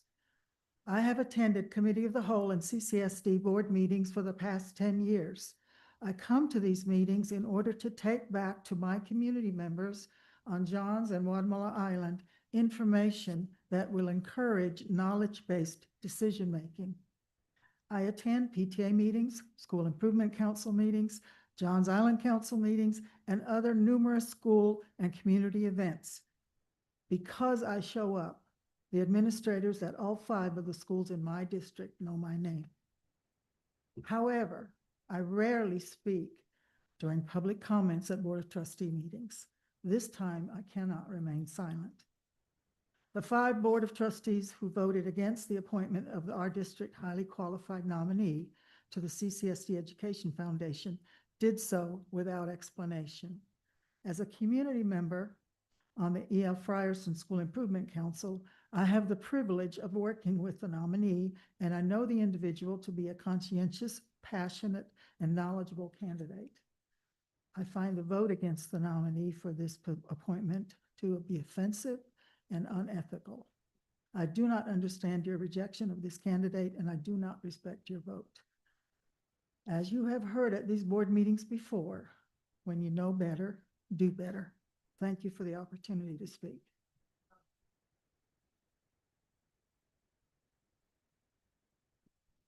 Good evening. I'm Dr. Brian McClure. I'd like to thank the board and especially Trustee Dunmire Roberson for her confidence in nominating me to serve on the CCSD Educational Foundation Fund. I would also like to thank the many members of the community that have stayed to ensure that their voices are heard. I'm a proud Johns Island resident, and if I had more time, I would carefully align my long list of accomplishments to the stated requirements to serve on this foundation.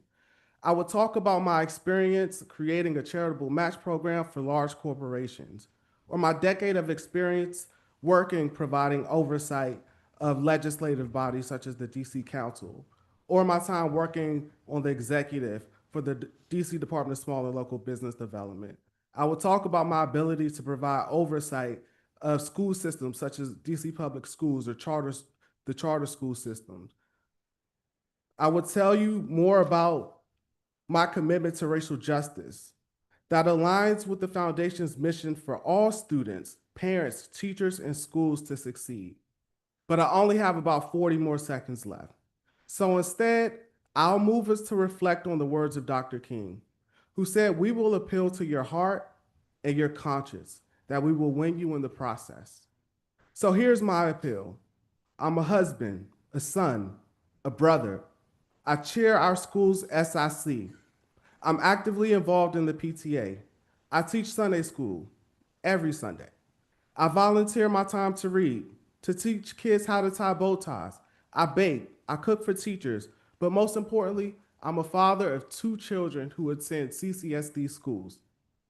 And if approved, my goal is to ensure that all CCSD students and families, no matter their income, no matter their race, no matter their zip code, have the tools and resources to thrive, learn, and grow. Thank you for your consideration.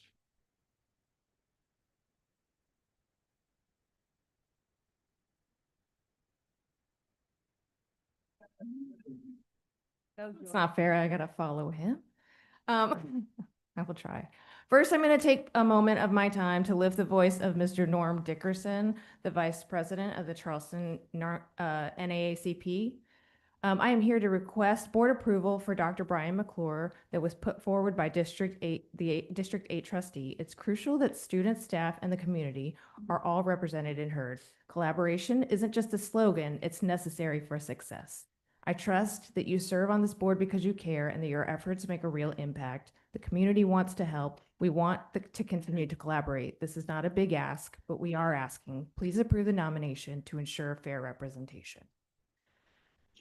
Now on to my words. First, I want to make a quick comment on an earlier conversation that the board had about MOUs. I do agree that the board should be asking for regular updates on schools with MOUs, because if you do wait until the contracts are up, it's too late. So you guys have the ability to do that and the duty to do that. So please ask for such updates. On to the matter at hand, I implore the Board of Trustees to work together with mutual respect. Don't expect you to agree. Let's be realistic here. But your voters do expect respect, at least respect of the representation of the communities who elected you. First of all, we see no shared leadership between what seems to be a 5-4 split in the board, and that to me is a lack of respect. My trustee did not bring forward an appointee for the CCSD Education Foundation, yet they also voted down a qualified candidate for another appointment. That's 2 districts negatively impacted. From the outside, it looks like the board prioritized a personal issue over the community and children when the qualified Dr. Brian McClure was denied a seat to represent District 8 on the CCSD Education Foundation. Thank you. Is Dr. Brown still here? All right. Ms. Huggins, did you want to address anything? No, ma'am. Thank you. All right, with that, we have one online public comment regarding the CCSD Education Foundation. And then in closing items, we have our upcoming meetings, which is our next regular board meeting is scheduled for February 23rd. And then on March 4th, we have the Audit and Finance Committee. And then on March 9th, we have the next Committee of the Whole beginning at 1 p.m. due to a budget workshop. And then on March 23rd, we will have the regular board meeting. And then the final item on the agenda is the adjournment of the meeting. Do I have a motion? A second?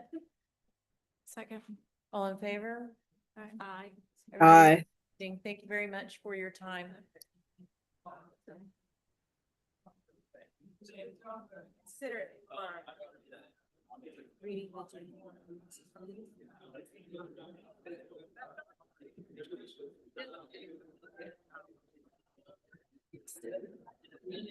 I don't.